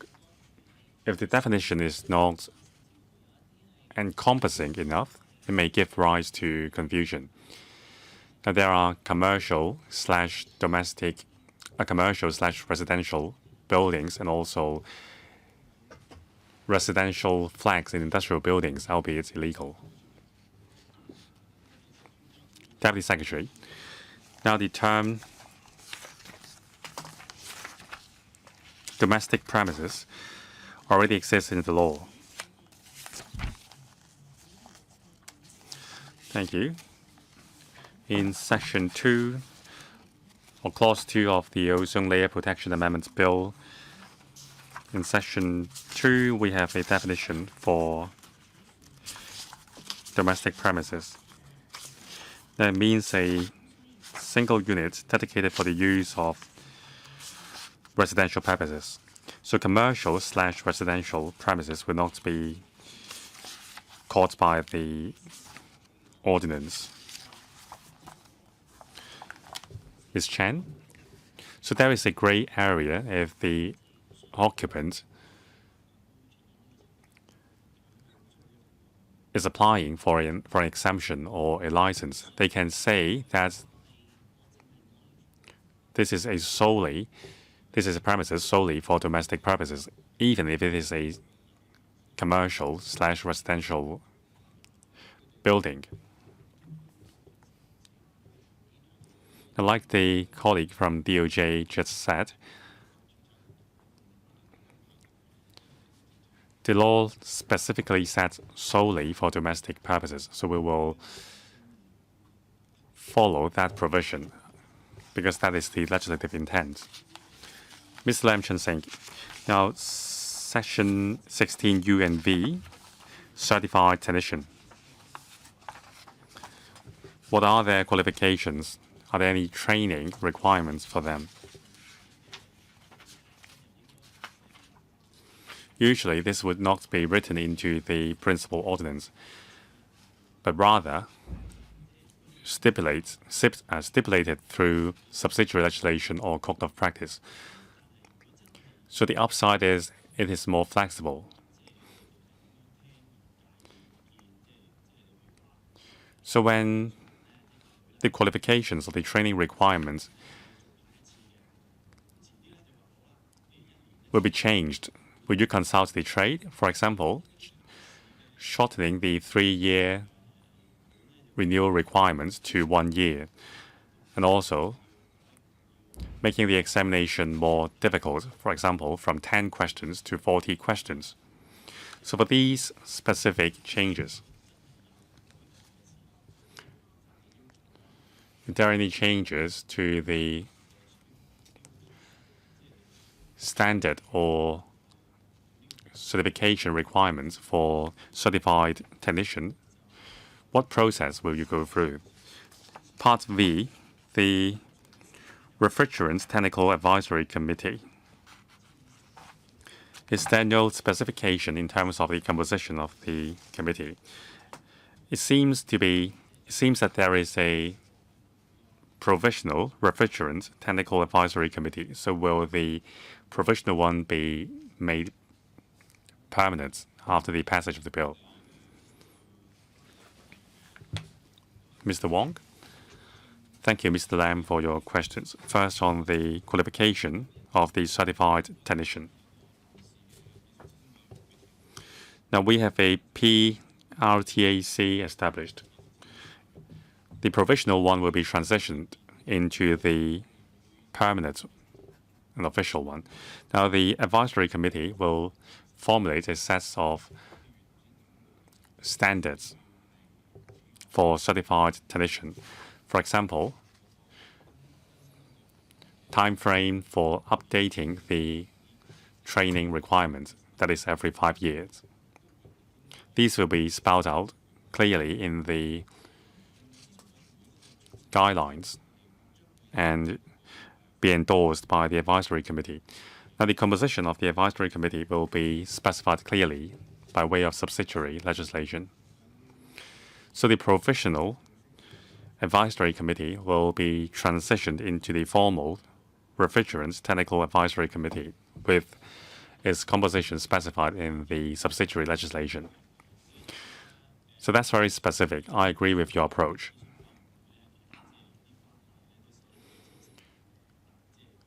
Other advisory committees have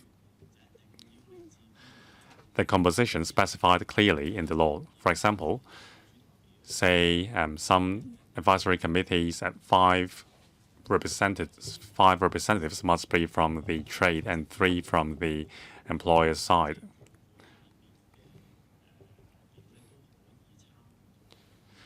So that would ensure a more balanced composition of the advisory committee. Otherwise, the director may be able to appoint members to the advisory committee, and some sectors may be neglected. So I think it is good to specify the composition of the committee. So that just has been confirmed by the deputy director. Yes, that's so, even for the professional committee. I have a question as well. 16 brackets 1A, the word supply has been added. So the supply side of the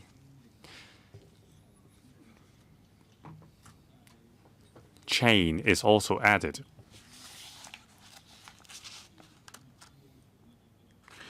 So 16(1)(b),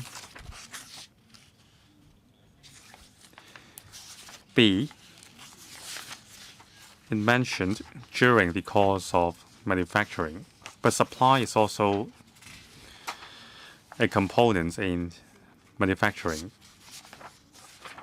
Now, storage and distribution and so on, supply is also part of this value chain. So why don't you also add the term supply to those two provisions?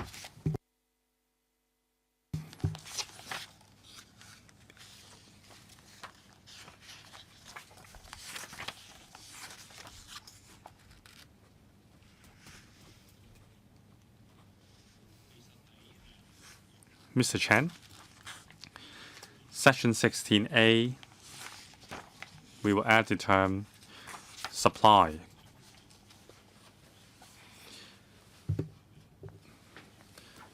Subsequently, in the subsidiary legislation concerning control strategy 2, establishing a regulatory regime on the import and export of controlled substance. So besides sale, we will also regulate the supply of these scheduled substances under Control Strategy C. That's why the term supply comes into play. So 16B, use of scheduled substance in the manufacturing process. So in this round of amendments,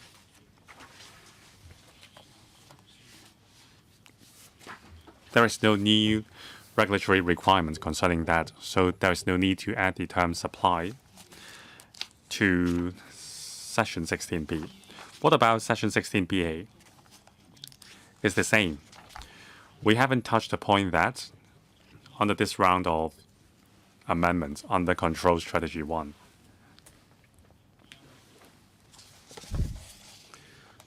Concerning the ban or control of sales and recovery of scheduled substance, there is no regulatory requirements yet, so we haven't touched this part. Now, may I seek clarification from the administration? By adding supply, you have made it very clear. The entire supply chain would be put under a regulatory regime. Whether it is products using scheduled substance or scheduled substance, the usage, sale, distribution, and storage of these equipment and substances will be subject to regulation. So without the word supplied in Section 16b, it would lead to confusion.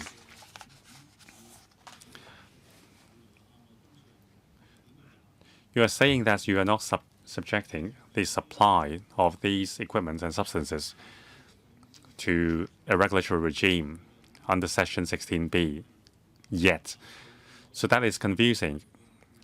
So you have been saying that if these HFCs are released to the atmosphere or to the market, it would have a huge impact. So why aren't you regulating that part of the supply chain as well? Let me try to clarify it. Now let's look at a real example, a refrigerating equipment, a piece of refrigerating equipment. Its operation requires refrigerants. That's also our target of regulation. So besides the use, manufacturing, sales, distribution, and so on, we also think that we need to regulate the supply of a piece of refrigerating equipment.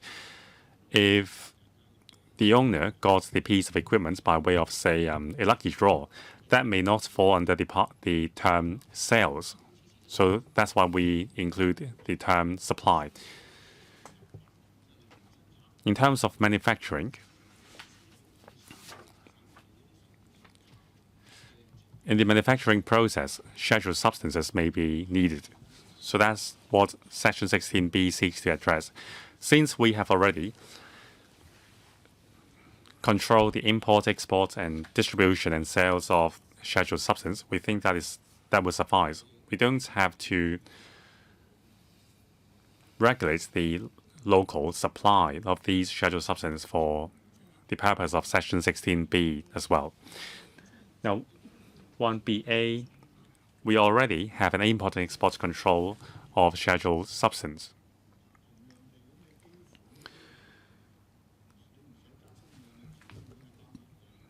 By the same token, you don't need the word supply in Section 16(1)(a) as well, but you added the word supply because you want to catch the segments as well. Like the example you quoted, if it is a gift, then it will fall under the term supply. Section 16(1)(b), scheduled substances can be gifted to another party, and you will be leaving a loophole without the word supply. Chair, like I said, after the passage of the bill, we will amend the subsidiary legislation. And we have consulted the trade concerning that amendment as well. So the point is we will regulate, we will control the equipment using scheduled substances, that is HFC. So by amending Section 16(1)(a), that would suffice for our purpose. So 16(1)(a) and BA are different. For BA, it targets scheduled substance, that is HFC, in bottles. And that's not our target. So we are seeking to minimize the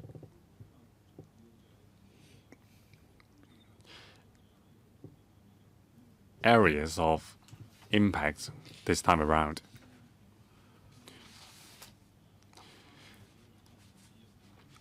But it seems that your approach is not balanced. So can you give us more examples after the meeting on why you are adding the word supply to some provisions but not to others? The example you have given me is not very appropriate. So the three scenarios, some involves products, some involves substances. So please explain your intent clearly after the meeting. I want to know whether this aligns with the legislative intent. 有冇其他嘅提問？ No more questions. Let's move on to the next clause. Clause 17, page 0033. In the English version, we will repeal order and substitute it with notice. This is mainly an English amendment.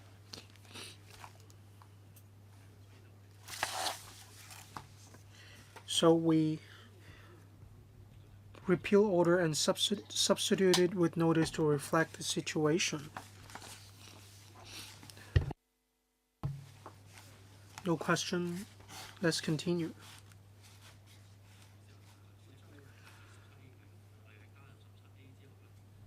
Section 17A.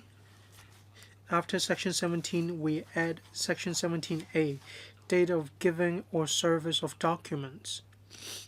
For the purposes of this ordinance, a notice or other document given or served is taken in the absence of evidence to the contrary to have been given or served.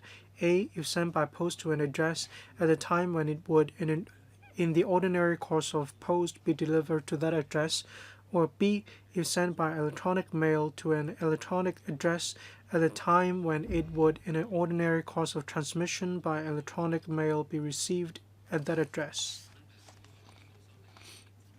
We make this amendment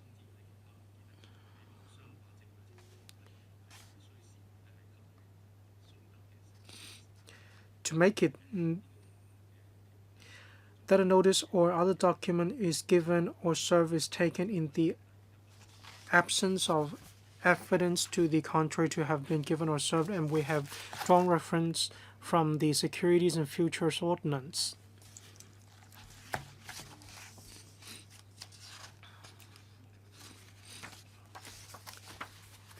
Thank you. Let's move on to page 34. To amend the schedule, we repeal SS2 and replace it with SS2, 3, 4, 5. And on page 35, we repeal SS2, 3, 4 and replace it with SS2.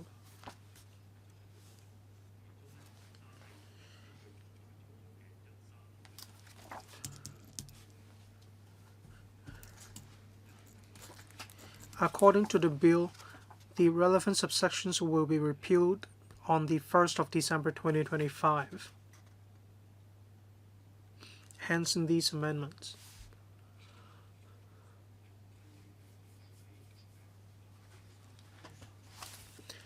On pages 36 and 37,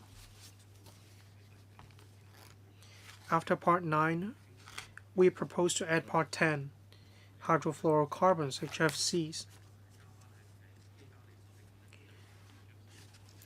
18 HFCs under the Kigali Agreement or Kigali Amendment. Any questions? No question?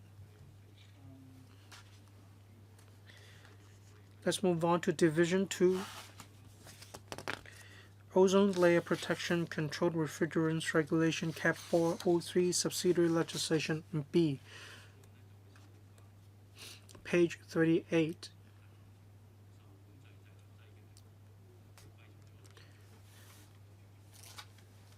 The definition of controlled refrigerant is amended. After director, we add of EP. In Section 2, this is an amendment to the Chinese text. In the definition of refrigeration equipment, we have introduced an amendment to the Chinese version.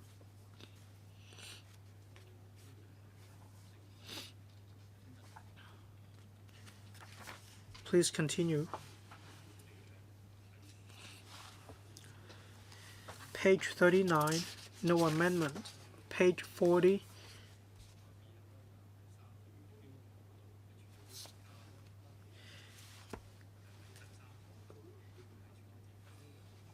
we propose to add of EP in section 3 and in section 4 as well.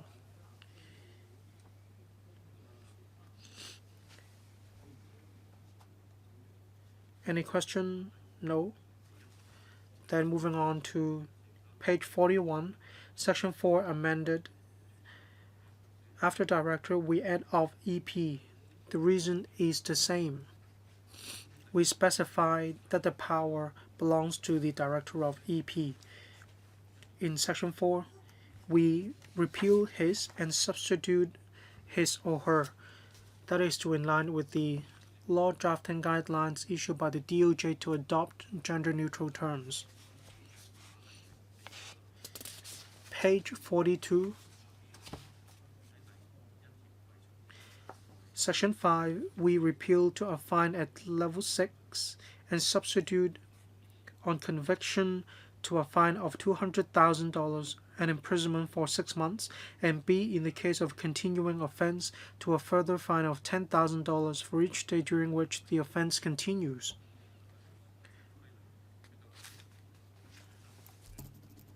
Since 1994, no amendments have been introduced. We think this is the appropriate time to achieve a deterrent effect, so we propose to introduce this agreement. This offense may take place on and off, or it may also take place on a continuing basis.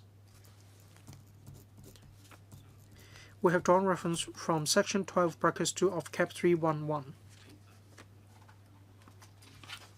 Section 5, Bracket 2, Bracket A, we repeal he and substitute he or she.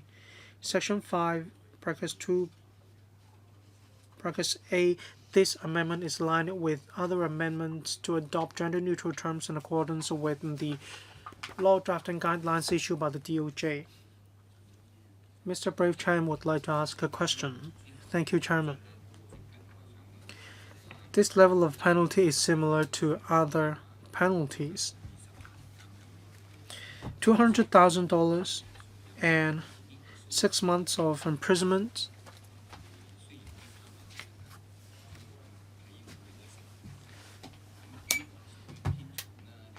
I'd like to know whether this is too heavy or too light. 1 year, $300,000. People may find it quite heavy. So I'd like to know what figures have you drawn reference from in arriving at this figure. In our original penalty, it is at level 6, $100,000. And we have drawn reference from another ordinance, the emission of obnoxious and hazardous substances. The level of penalty is $200,000 in 6 months. And in the case of a continuing offense, we impose a further fine of $10,000 for each day during which the offense continues.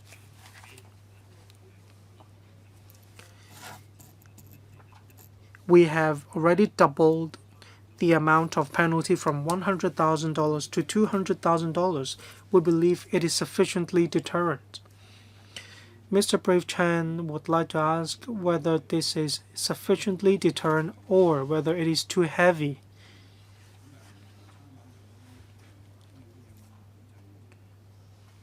Just now you mentioned you had drawn reference from the Air Pollution Control Ordinance. For the continuing emission of refrigerants into the atmosphere, the offense in question is more serious. So the administration's Reply is that $200,000 in 6 months. These levels of penalty are sufficient. Well, Mr. Brave Chan, comparing with other jurisdictions, are these levels of penalty too heavy or too light?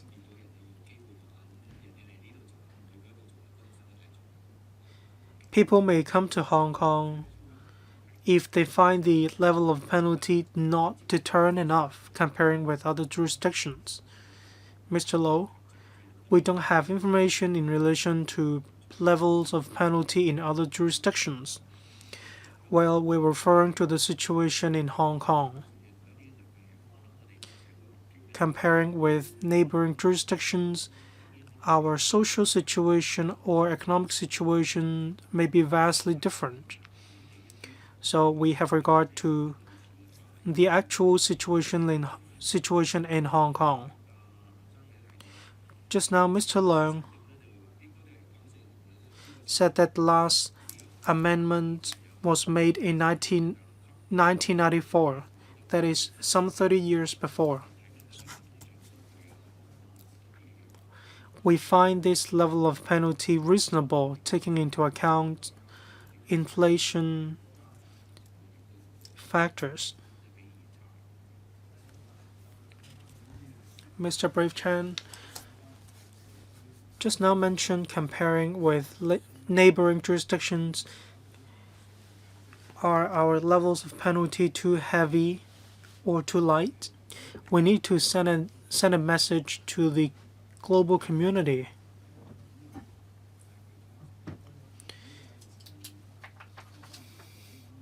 Are our penalties too light? Probably the administration can provide written replies.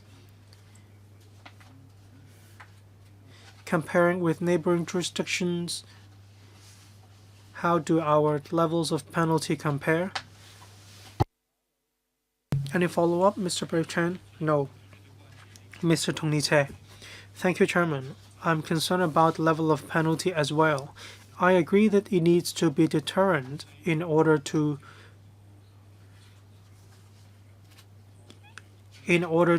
deter people from committing the offense.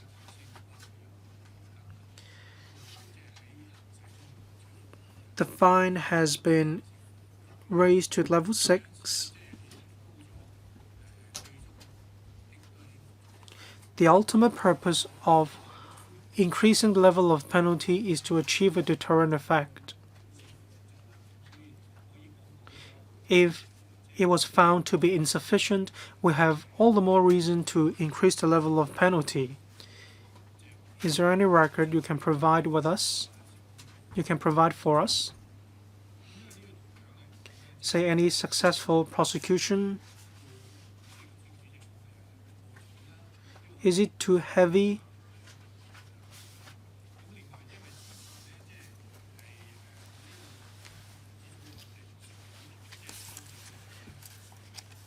Clause 29, amending Section 8. Records to be kept in relation to motor vehicle air conditioners.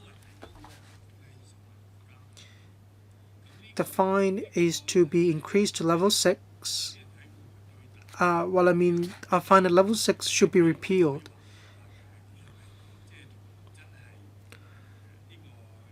And offenders are liable on conviction to a fine of $200,000 and imprisonment for 6 months. This is in relation to the keeping of records. Do we need to impose exactly the same level of penalty in relation to the keeping of record and the prohibition on releasing controlled refrigerants? If you set the fines and the penalty level too heavy, then you would have achieved the deterrent effect. That is my question. Thank you. We are not yet at sessions 7 and 8 yet about records to be kept in relation to refrigeration equipment. So whether the fine of $200,000 and imprisonment for 6 months is deterrent enough.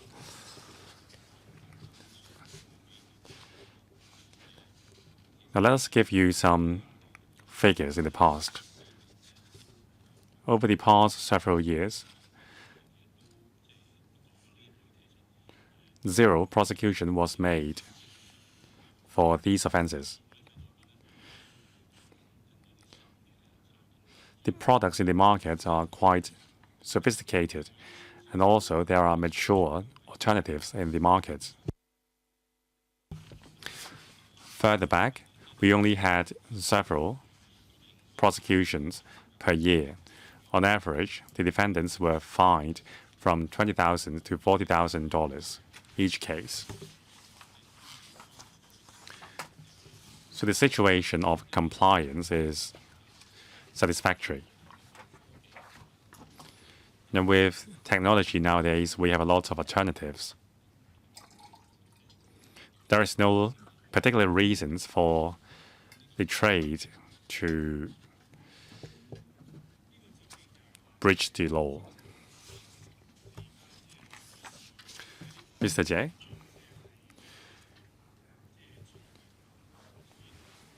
Is it because you foresee that there will be more breaches of the law? That's why you need to increase the fine for more deterrence. As you said, in the past, the number of breaches was low. So maybe you foresee a need to enhance the punishments because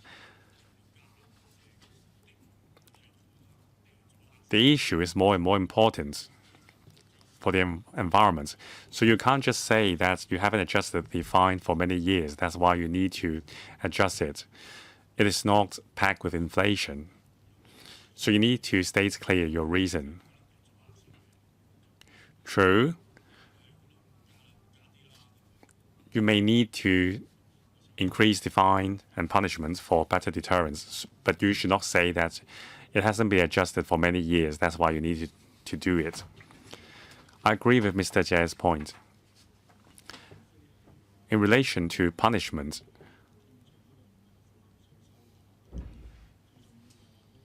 of offenses, you shouldn't say that the major consideration is that the punishment has not been updated for many years. The major consideration should be the consequence of emission or release of scheduled substances into the atmosphere. That would cause a huge impact on the public. True, in the past, the punishment might be lenient, but in case of a leakage of these substances into the atmosphere, it would cause a huge economic and environmental impact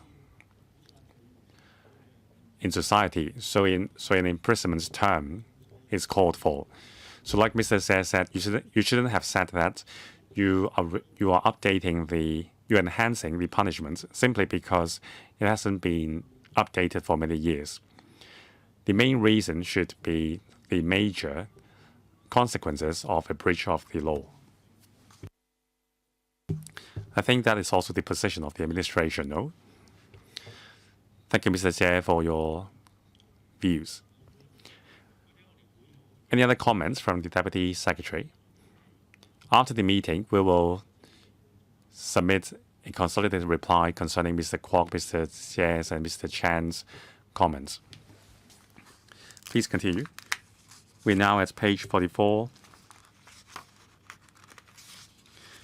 Section 7.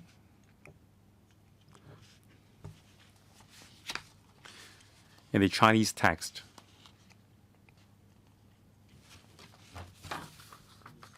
Page 43.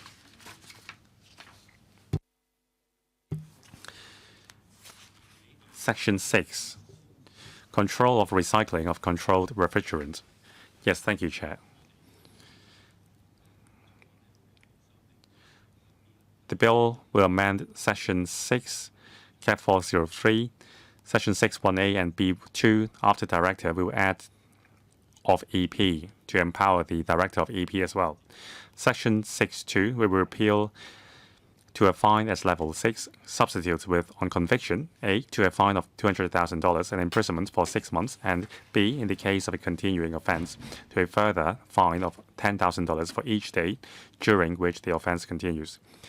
The rationale is the same as before. No question. Please continue. Section 7.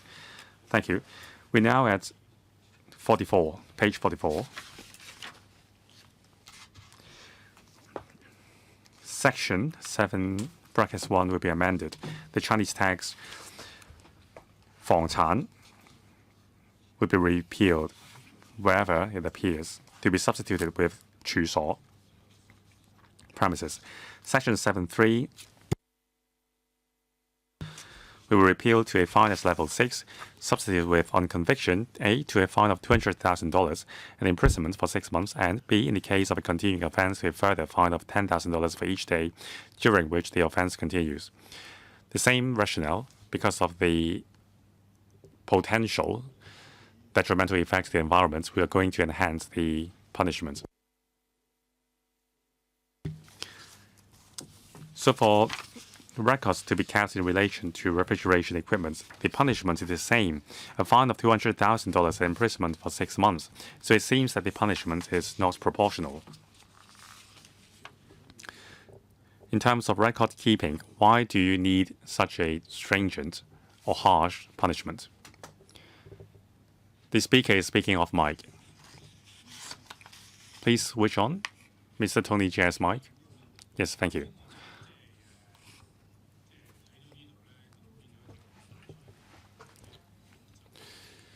Now, I brought up the issue of punishments just now.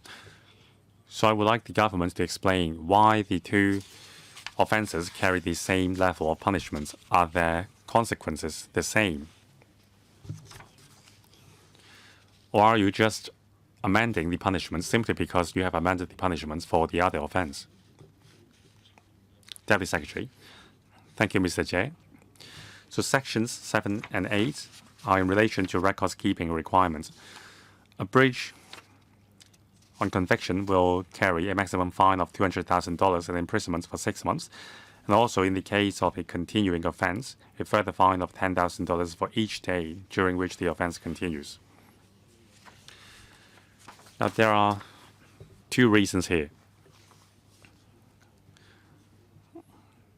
The relevant records are of critical importance to the enforcement of the law by the EPD. Only by requiring record keeping, we can ensure that the parties are in compliance with the law. In terms of release of gases, besides record keeping, there is very few other methods to ensure compliance.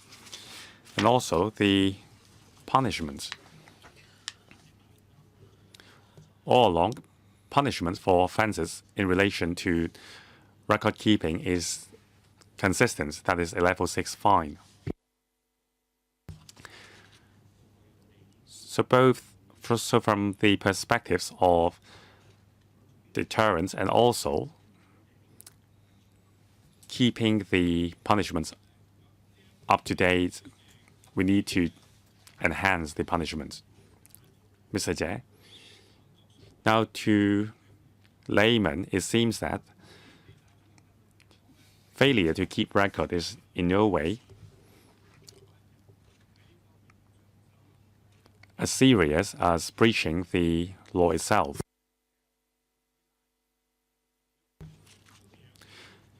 So you said law enforcement relies heavily upon the records kept by the parties. With no records, it may seriously undermine law enforcement efforts. Without a hefty penalty, some parties may deliberately lose their record and hinder law enforcement.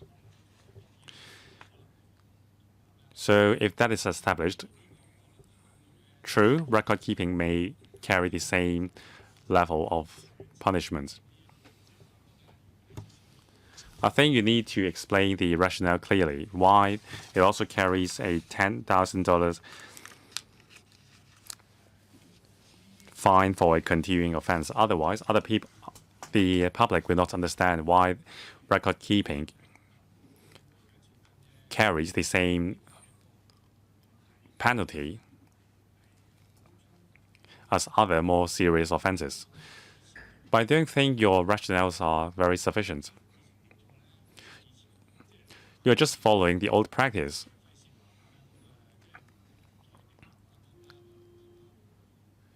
Maybe the proportionality in the past was wrong. It seems that you are just saving yourself some troubles and just follow the same level of punishment at a level 6 fine.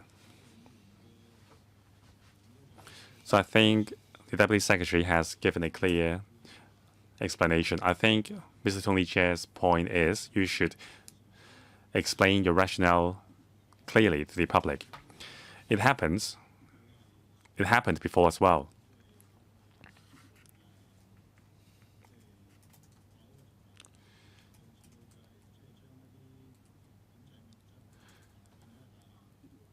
Let's say an offender has released some scheduled substances into the atmosphere. Now, in evidence gathering, with proper record keeping, the law enforcement agency can see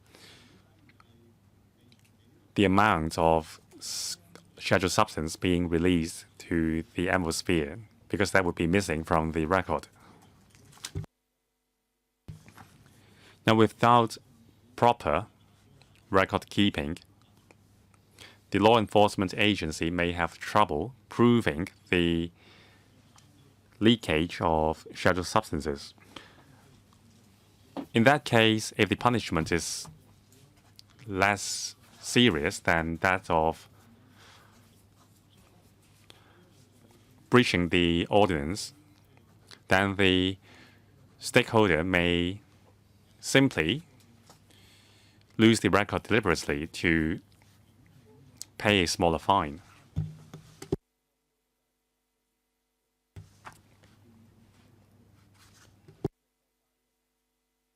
So Mr. Chair's point is that the government should do a better job at explaining the rationale. Any reply from the Deputy Secretary?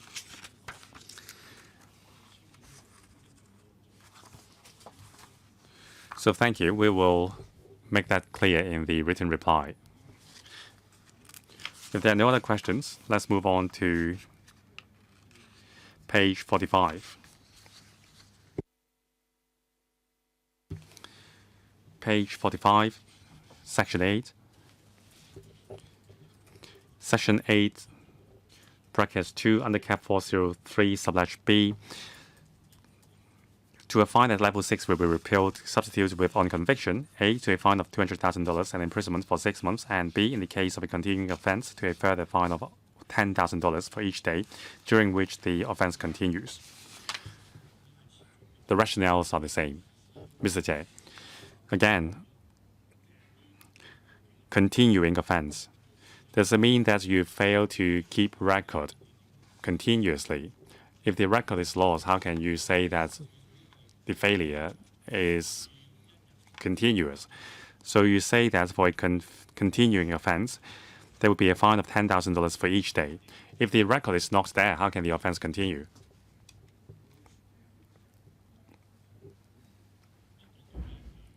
Mr. Chen? That relates to the requirement under Section 8. That's the record keeping requirement. 8, A, B, C, and D specifies the manner of record keeping.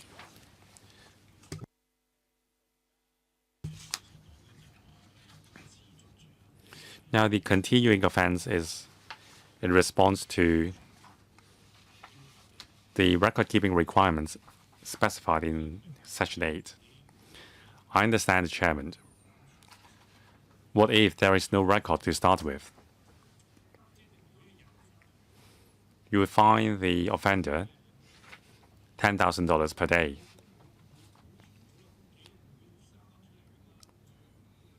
but there is no record to begin with. I don't understand. 其實嗰個 Thank you, member. In relation to record,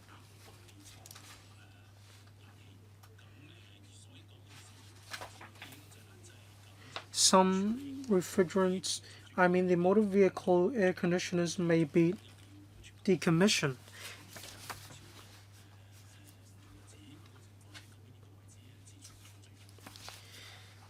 And in this case, when there is a continuing offense, there will be a further fine of $10,000 for each day. We'll have to see whether records are kept on a day on which there are decommissioning procedures, which means when there are procedures, records should have been kept.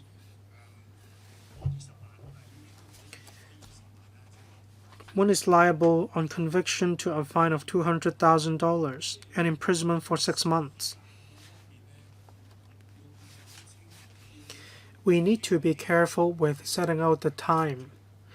When I perform the same procedures tomorrow, then when I have records, I'm not liable to a penalty. Say if I don't have a record today, and whether tomorrow or the day after tomorrow, I don't have the record of today either.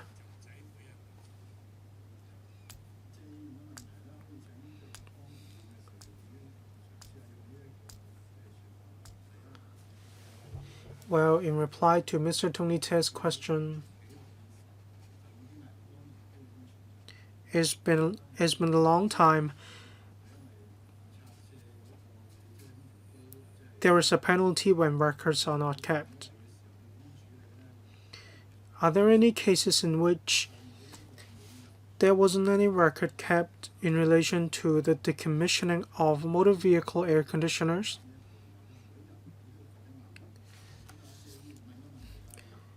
We understand there is a further fine of $10,000 for each day, but Mr. Tony Te's question is, for example, a week ago, the commissioning of the motor vehicle air conditioner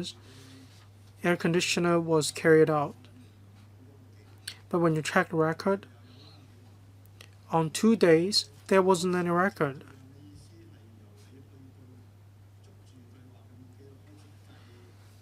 So when does the continuing offense start?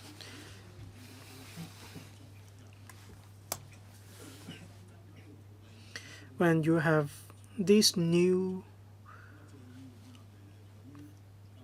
subsection, you need to be careful about its implementation. Do you have a clear definition of continuing? Which officer?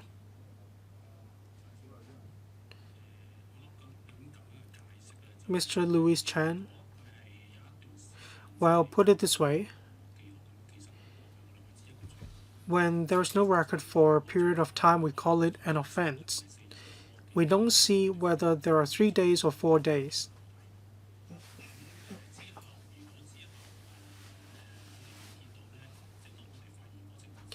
Later, when we find that there is such a situation, and when there continues to be a lack of record, we don't consider that to be a continuing offense.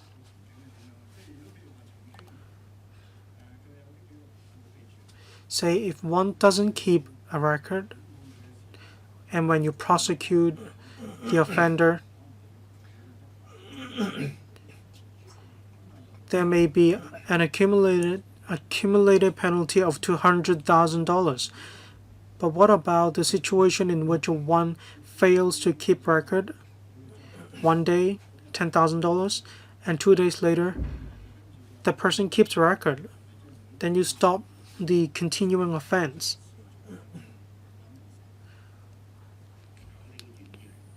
Is that the case?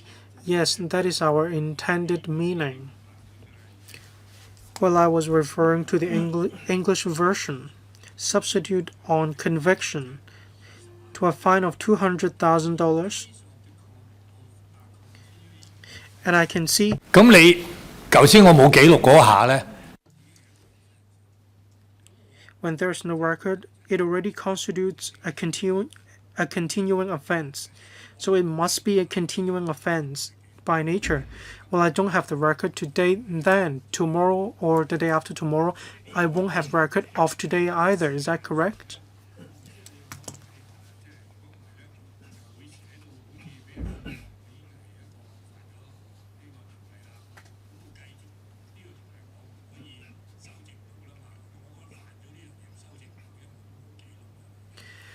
Well, I cannot rectify my mistake because I don't have the record today, so either tomorrow or the day after, I won't have the record of today either.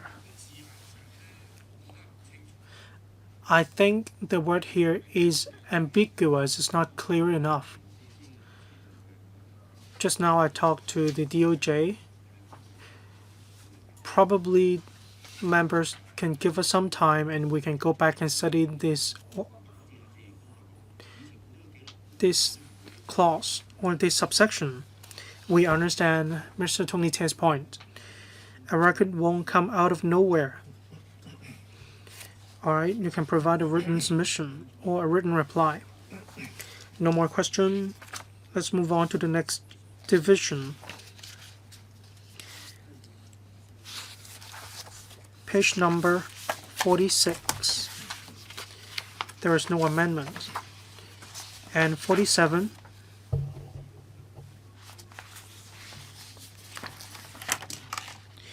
And this is an amendment to the Chinese version. We repeal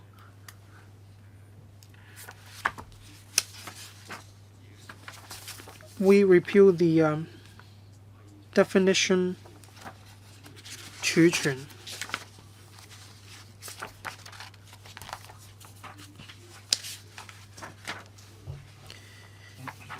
There is already a definition under the Montreal Protocol, so we can repeal the definition of protocol in the Chinese version.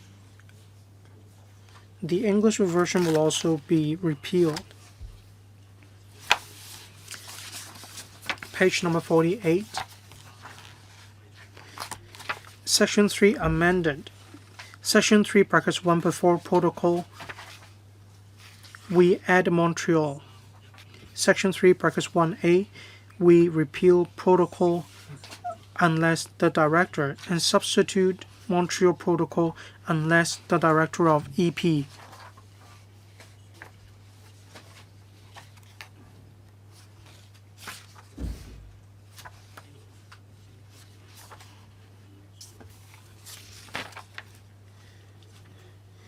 There is already a definition of the Montreal Protocol under the principal legislation, hence our amendment this time. And this is a related responsibility on the EPD. Any question?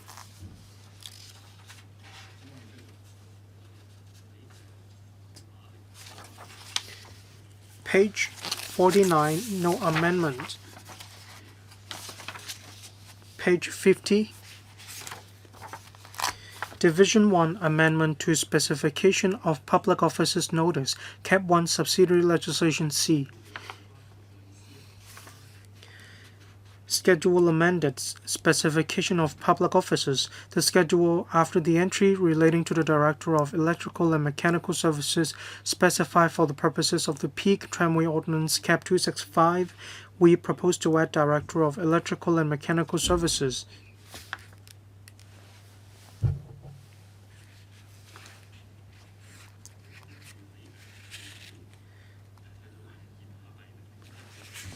And then moving on to page 51.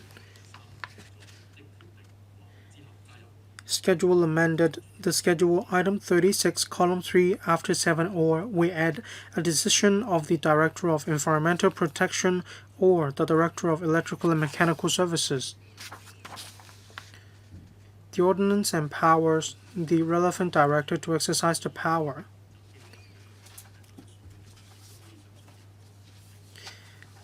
And the decision made by the director of EMS can be appealed against to the Administrative Appeals Board. Any more questions? No, that concludes the clause-by-clause scrutiny of the bill. We have completed the scrutiny of the Chinese version. I'd like to ask the legal advisor any more comments on the Chinese version of the bill. In relation to the English version of the bill, we have compared it with the Chinese version. We didn't identify any ambiguity. Thank you. We have completed the clause-by-clause scrutiny of the bill. And please confirm the English drafting is appropriate or proper. Thank you, Chairman. As I said just now, we have compared the English version with the Chinese version. There is no ambiguity. In the English version, we didn't identify any drafting issues either.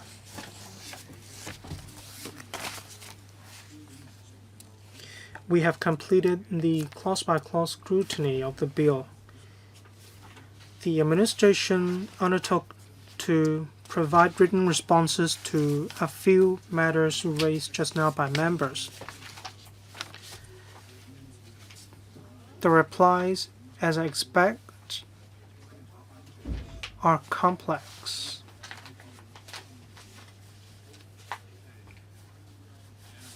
So we'll decide if we need to hold another meeting after we receive the administration's response. So we have completed the scrutiny of the bill, and we are waiting for the administration's response. I'd like to ask members, do members intend to make any amendments? No so far. As per usual practice, after the meeting, the Secretariat will issue a notice to ask members if they would like to move an amendment. If yes, it will be submitted to the Bills Committee for consideration.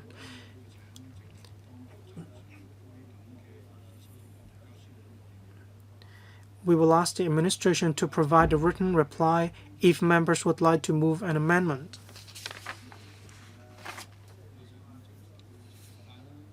The Secretariat has already noted the follow-up actions. If the administration wants to table the bill for second reading and third reading by mid-March, you will have to report to the House Committee beforehand.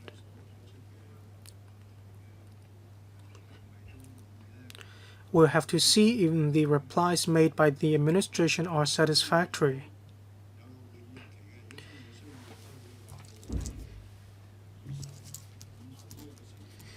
If we need to hold another meeting, we have availability on the 25th of February. It really depends on whether members have further questions to ask the administration.